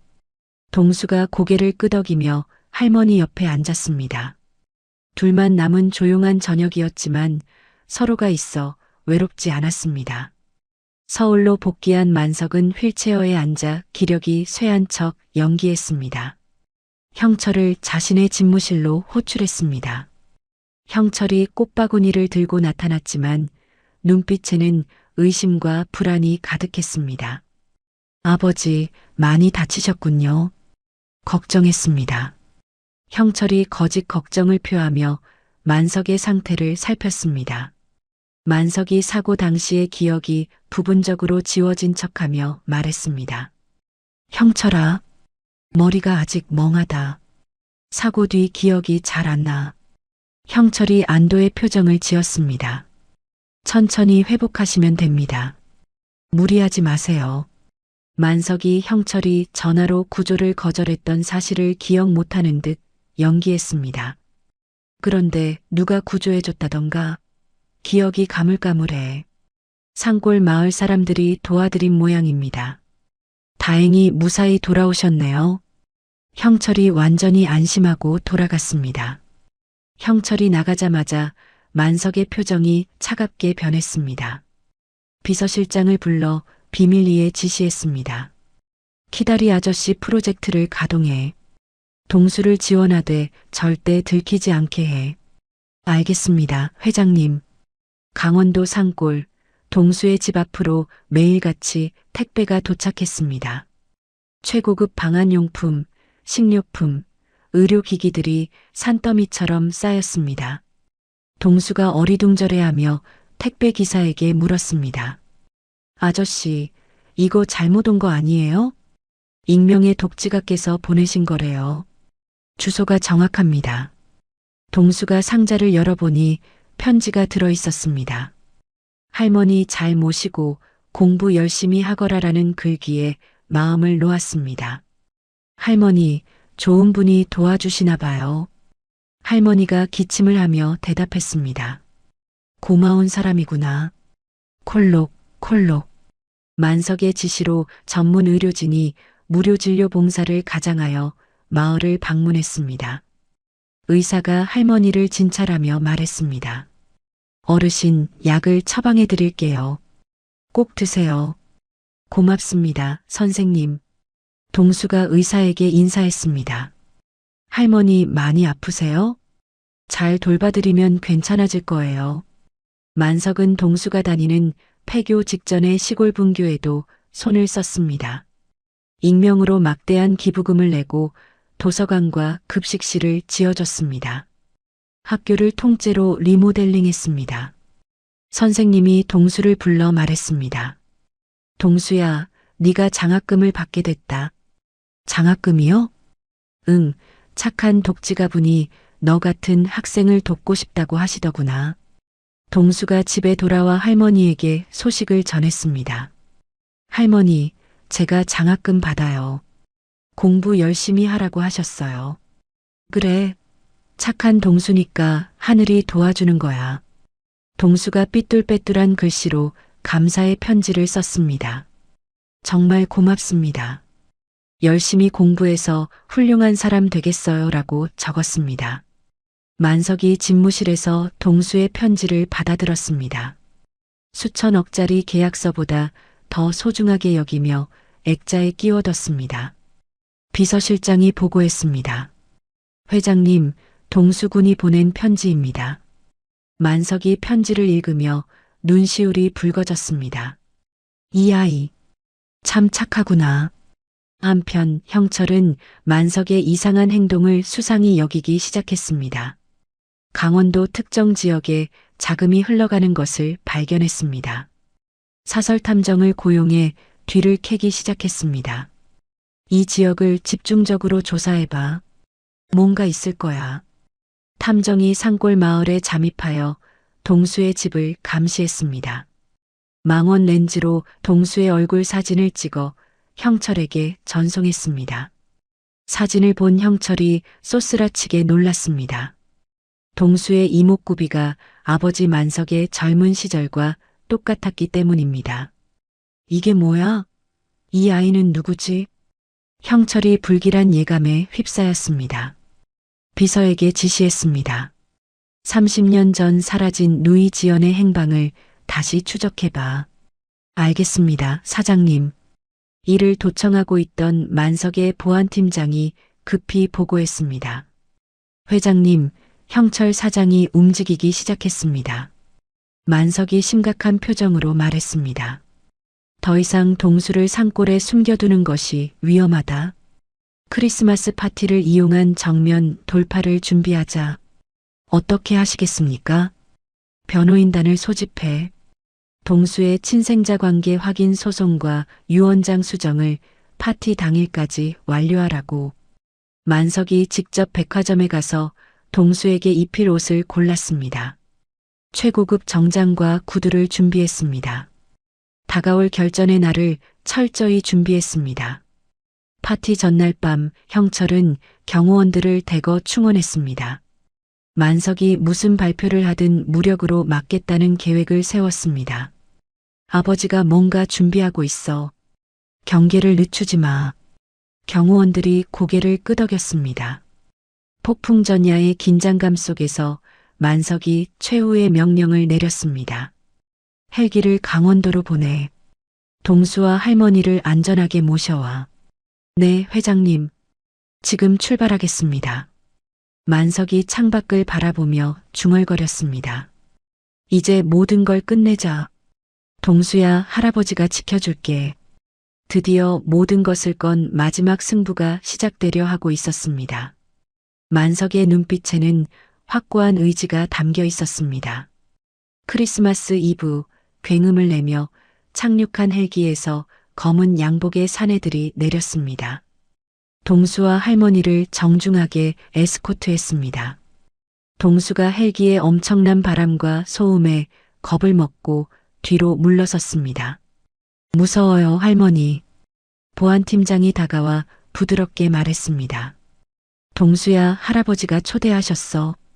걱정하지 마. 동수가 용기를 내어 할머니의 손을 꽉 잡았습니다. 할머니, 같이 가요. 할머니가 기침을 하며 고개를 끄덕였습니다. 그래, 동수야. 함께 가자꾸나. 헬기가 이륙하자 동수가 창밖으로 펼쳐지는 서울의 화려한 야경을 봤습니다. 마치 다른 차원의 세상으로 빨려 들어가는 듯한 기분이었습니다. 와, 진짜 예쁘다. 대성그룹 본가 대저택의 거대한 철문이 열렸습니다. 동수가 도열해 있는 수십 명의 고용인들을 보며 잔뜩 위축됐습니다. 할머니 뒤로 숨으며 작게 중얼거렸습니다. 할머니, 여기 진짜 큰 집이에요. 현관에서 기다리고 있던 만석이 휠체어에서 벌떡 일어났습니다. 맨발로 달려나와 동수를 와락 끌어안았습니다. 눈물을 흘리며 아이를 꽉 안았습니다. 동수야, 잘 왔다. 정말 잘 왔어. 동수가 그제야 후원자가 자신이 구해준 할아버지임을 깨달았습니다. 긴장이 풀리며 만석의 품에 얼굴을 묻었습니다. 아저씨가 도와주신 거였어요? 그래, 동수야. 할아버지가 도와준 거야. 만석이 동수를 대욕장으로 데려갔습니다. 직접 등을 밀어주며 그동안의 고생을 씻겨내듯 정성스럽게 씻겼습니다. 아프면 말해. 살살 해줄게. 안 아파요, 할아버지. 따뜻해요. 전문 스타일리스트들이 투입되어 동수의 머리를 다듬었습니다. 맞춤 정장을 입히자 동수는 영락없는 재벌가 도련님으로 변모했습니다. 거울 속 자신의 모습을 낯설어하는 동수를 보며 만석이 벅차오르는 감동을 느꼈습니다. 할아버지, 제가 맞아요? 그럼 우리 동수 참 멋지구나. 만석이 딸의 모습을 겹쳐보며 눈시울이 붉어졌습니다. 연회장 문이 열리고 동수가 만석의 손을 잡고 입장했습니다. 파티를 즐기던 수백 명의 정재계 인사들의 시선이 일제히 두 사람에게 꽂혔습니다. 웅성거림이 장내를 가득 채웠습니다. 형철과 그의 아내가 동수의 등장을 보고 경악했습니다. 형철이 들고 있던 와인잔을 떨어뜨려 쨍그랑 소리가 정적을 깼습니다. 저 아이가 왜 여기 있어? 형철의 아내가 당황하며 물었습니다. 여보, 저 아이가 누구예요? 형철이 입술을 깨물며 대답했습니다. 큰일 났어. 아버지가 뭔가 준비했어. 만석이 단상에 올라 마이크를 잡았습니다. 좌중을 압도하는 카리스마로 말을 시작했습니다. 여러분, 오늘 특별한 손님을 소개하고 싶습니다. 만석이 동수를 가리키며 계속했습니다. 이 아이는 제 목숨을 구해준 은인입니다. 눈보라 속에서 저를 구해낸 작은 영웅입니다. 박수가 터져 나왔습니다. 동수가 부끄러워하며 만석의 뒤로 숨었습니다. 만석이 떨리는 목소리로 폭탄 선언을 했습니다. 그리고 이 아이는 제 잃어버린 딸 지연이의 아들 강동수입니다. 저의 유일한 직계 상속자입니다. 장내가 충격에 휩싸여 웅성거림으로 가득 찼습니다. 기자들이 플래시를 터뜨리며 셔터를 눌러댔습니다. 이게 무슨 일이야? 회장님에게 손자가 있었다고? 형철이 사색이 되어 자리에 주저앉았습니다. 주변 이사들이 눈치를 보며 형철에게서 슬금슬금 거리를 뒀습니다. 만석이 동수를 높이 들어 올려 사람들에게 보여줬습니다. 여러분, 제 손자 강동수입니다. 동수가 얼떨떨했지만 할아버지의 든든한 어깨에 의지에 미소를 지었습니다. 사람들이 박수를 보내며 축하했습니다. 형철이 분노로 떨며 중얼거렸습니다. 안 돼. 이럴 수는 없어. 파티가 끝난 후 동수는 만석의 침실 옆방에서 잠자리에 들었습니다.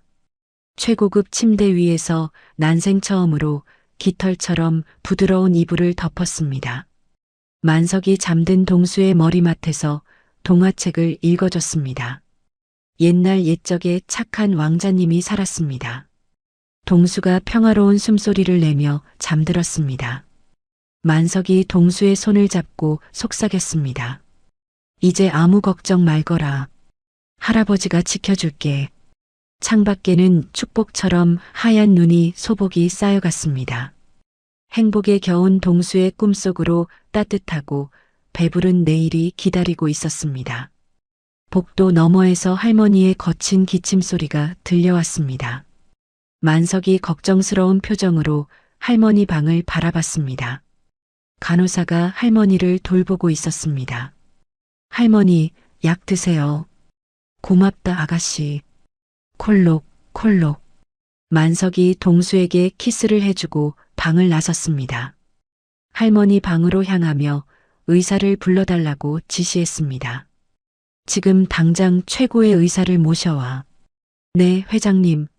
하지만 밤 공기는 불안한 예감으로 무거웠습니다. 할머니의 기침 소리가 점점 더 심해지고 있었습니다. 만석이 복도에서 하늘을 올려다보며 간절히 기도했습니다. 제발 동수에게서 할머니까지 빼앗아가지는 말아줘. 다음 날 아침 행복했던 밤이 무색하게도 동수의 할머니가 급작스러운 호흡 곤란을 일으켰습니다. 격한 기침과 함께 피를 토하고 쓰러졌습니다. 간호사가 비명을 지르며 소리쳤습니다. 큰일 났어요. 할머니가 쓰러지셨어요. 만석의 지시로 대기 중이던 의료진이 긴급 투입됐습니다. 심폐소생술을 시도했지만 이미 약해질 대로 약해진 심장은 다시 뛰지 않았습니다. 의사가 고개를 저으며 말했습니다. 죄송합니다. 너무 늦었습니다. 동수가 세상에 유일했던 가족을 잃은 슬픔에 할머니의 차가운 손을 붙잡고 오열했습니다. 할머니, 할머니, 깨어나요. 동수가 슬픔에 혼절하고 말았습니다. 만석이 비통해하며 동수를 안아 올렸습니다. 동수야, 진정해. 할아버지가 있잖아.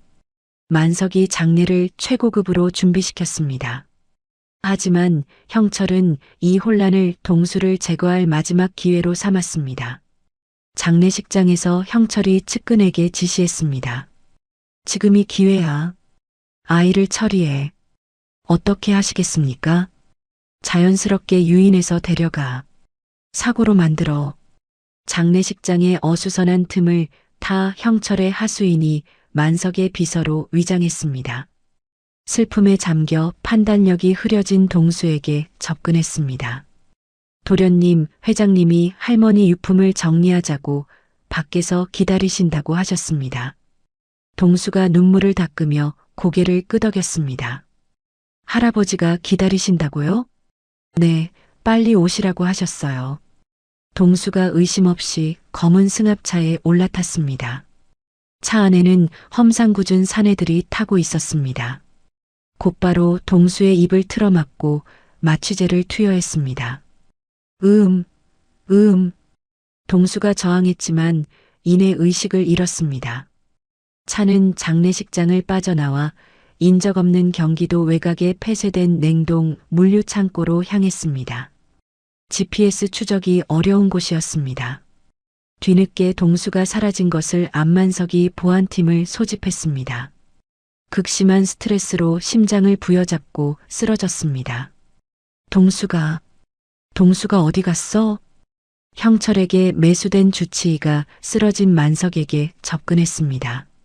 치료제가 아닌 수면제를 과다 투여하여 의식 불명 상태로 위장시켰습니다.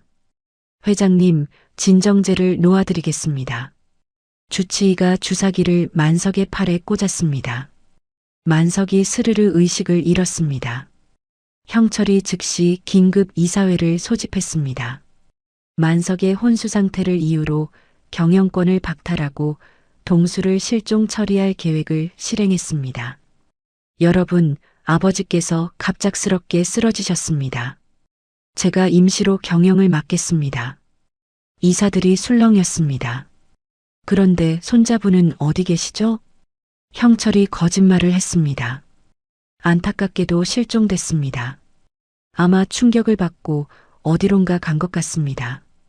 폐창고 지하 영하의 냉기가 감도는 바닥에 내동댕이 쳐진 동수가 깨어났습니다.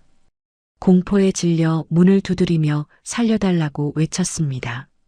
살려주세요. 여기서 나가게 해주세요. 창고 밖에는 사냥개를 데리고 있는 감시자들이 지키고 있었습니다. 동수가 쥐들이 돌아다니는 어둠 속에서 과거 산속의 고립을 떠올렸습니다. 무서워. 할머니, 할아버지. 형철이 창고를 찾아왔습니다. 동수에게 저주를 퍼부으며 말했습니다. 네가 나타나지 않았어야 했다. 이 모든 게 내 때문이야. 형철이 동수의 뺨을 때렸습니다. 동수가 바닥에 넘어지며 울었습니다. 왜요? 제가 뭘 잘못했어요? 내 존재 자체가 잘못이야. 형철이 밖으로 나가며 부하들에게 지시했습니다. 냉동장치를 가동해. 자연사처럼 보이게 해. 냉동장치가 가동되기 시작하며 기온이 급격히 떨어졌습니다. 얇은 상복만 입은 동수가 저체온증의 위기를 맞았습니다. 추워. 너무 추워. 절망적인 순간 동수가 주머니 속에 만석이 선물로 줬던 스마트워치가 있다는 것을 기억해냈습니다. 떨리는 손으로 화면을 켰습니다. 배터리는 단 2% 남은 상황이었습니다. 화면이 깜빡거리며 꺼지기 직전이었습니다. 동수가 만석이 가르쳐준 긴급 SOS 버튼을 눌렀습니다. 제발 신호가 닿기를 간절히 기도했습니다. 할아버지, 도와주세요. 전송 완료 메시지가 뜨자마자 스마트워치의 화면이 검게 변했습니다. 완전히 전원이 꺼져버렸습니다. 칠흑 같은 어둠 속에서 동수가 할머니가 마지막으로 남긴 말을 되뇌었습니다. 강해져야 한다. 동수는 강해져야 해. 동수가 주변을 살필 무기를 찾기 시작했습니다. 바닥에 굴러다니는 쇠파이프를 발견했습니다. 이걸로 뭔가 할 수 있을 거야. 동수가 희망을 놓지 않고 탈출을 준비했습니다. 어둠 속에서도 포기하지 않는 강인함을 보여줬습니다. 스마트워치의 SOS 신호가 만석의 비밀 보안팀 상황실 모니터에 단 1초간 붉은 점으로 표시되었다가 사라졌습니다. 보안팀장이 모니터를 보고 소리쳤습니다. 신호가 끊겼습니다. 마지막 좌표는 경기 외곽 물류창고입니다. 보안팀장이 즉각 출동 명령을 내렸습니다. 전 팀원 출동. 지금 당장. 병원에서 만석이 눈을 떴습니다. 주치의가 자리를 비운 사이 입속에 숨겨두었던 수면제를 뱉어냈습니다. 자리를 박차고 일어났습니다. 사실 만석은 주치의의 배신을 미리 눈치채고 약을 삼키지 않았습니다. 형철을 방심시키기 위해 혼수 상태 연기를 했던 것입니다. 만석이 환자복 위에 코트만 걸친 채 병실을 나섰습니다. 포효하며 소리쳤습니다. 내 손자 털끝 하나라도 건드리면 다 죽여버리겠다. 간호사들이 놀라서 뒤로 물러섰습니다. 폐창고 안에서 동수가 바닥에 굴러다니는 쇠파이프를 이용해 환기구 덮개를 뜯어냈습니다. 좁은 개구멍으로 필사적으로 기어나갔습니다. 나갈 수 있어. 할 수 있어. 밖으로 탈출한 동수를 감시자들이 발각했습니다. 저놈 잡아. 도망친다. 사냥개들이 풀렸습니다. 동수가 산골에서 다져진 지형지물을 이용하는 능력으로 나무 위로 올라갔습니다. 좁은 틈새로 숨으며 필사의 추격전을 벌였습니다. 이쪽으로 갔다. 개들을 더 풀어. 절벽 끝에 몰린 동수가 사냥개에게 물리기 직전이었습니다. 헬기 서치라이트가 숲을 비춰왔습니다. 만석이 이끄는 무장 경호팀이 레페를 타고 하강했습니다. 동수다. 저기 있어. 경호팀이 순식간에 감시자들과 사냥개를 제압했습니다. 만석이 차에서 내려 덜덜 떨고 있는 동수를 자신의 코트로 감싸 안았습니다. 동수야, 괜찮니? 다쳤니? 안도감에 다리가 풀린 동수가 부르짖었습니다. 할아버지, 동수가 만석의 품에서 기절하듯 쓰러졌습니다. 다음 날 아침 형철이 주재하는 긴급 이사회장에 만석이 당당하게 걸어 들어왔습니다. 휠체어가 아닌 두 발로 문을 박차고 열었습니다. 죽은 줄 알았던 만석의 등장에 이사들이 기립했습니다. 형철이 귀신을 본 듯 사색이 되어 뒷걸음질 쳤습니다. 아, 아버지, 어떡해.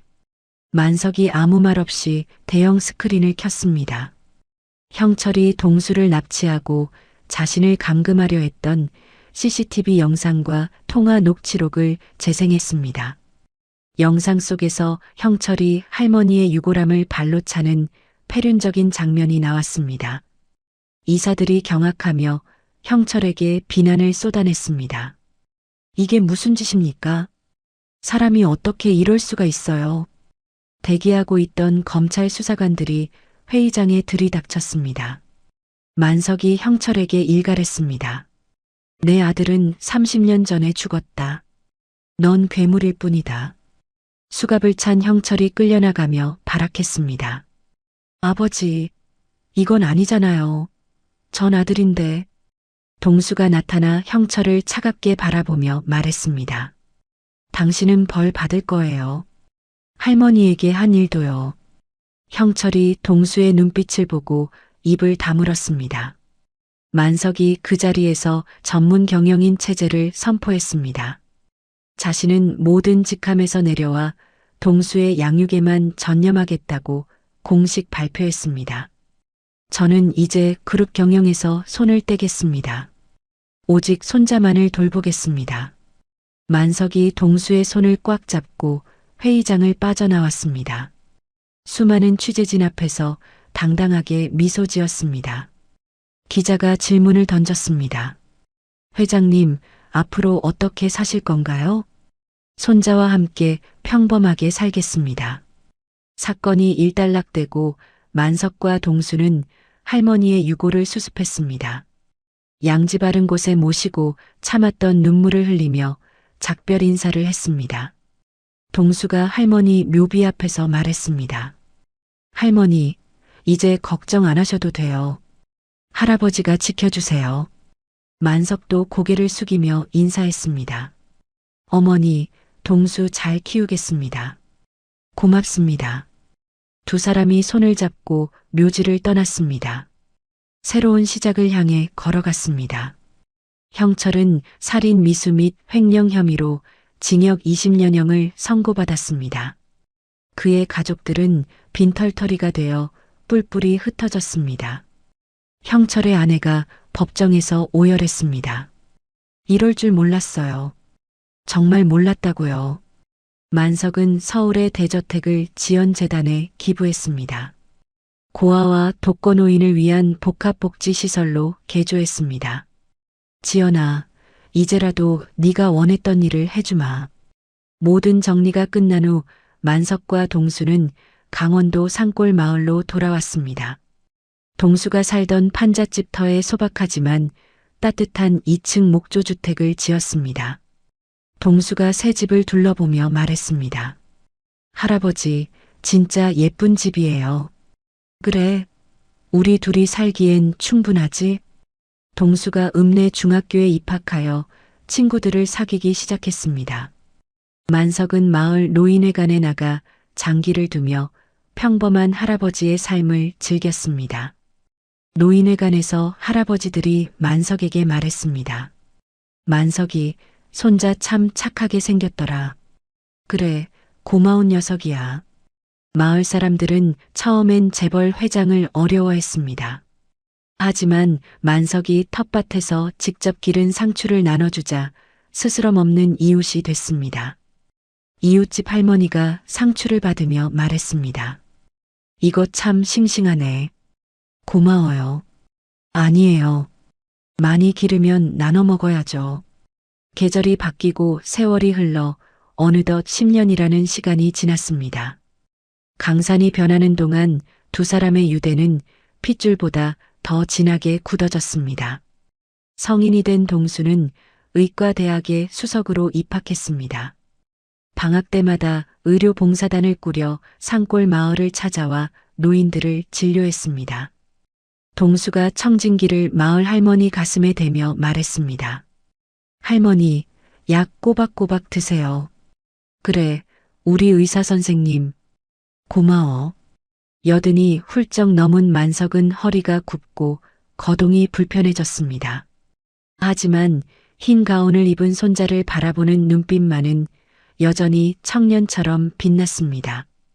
어느 겨울 10년 전 그날처럼 기록적인 폭설이 쏟아지는 날이었습니다. 동수가 인턴 생활 중 휴가를 내어 고향 집을 찾았습니다. 눈이 너무 많이 와서 차가 들어오지 못했습니다. 동수가 차를 버리고 걸어갔습니다.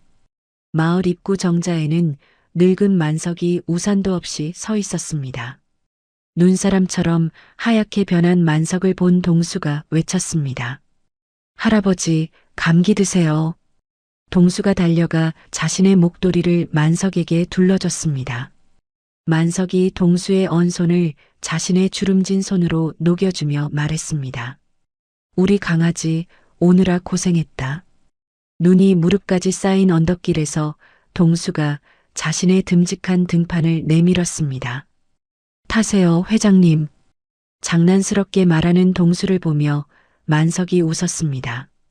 이 늙은이 뼈밖에 안 남아서 가벼울 거다. 만석이 쑥스러운 듯 동수의 등에 엎였습니다. 동수가 만석을 업고 눈 덮인 언덕길을 올랐습니다. 10년 전 자신이 썰매를 끌고 할아버지를 구했던 그 길을 회상했습니다.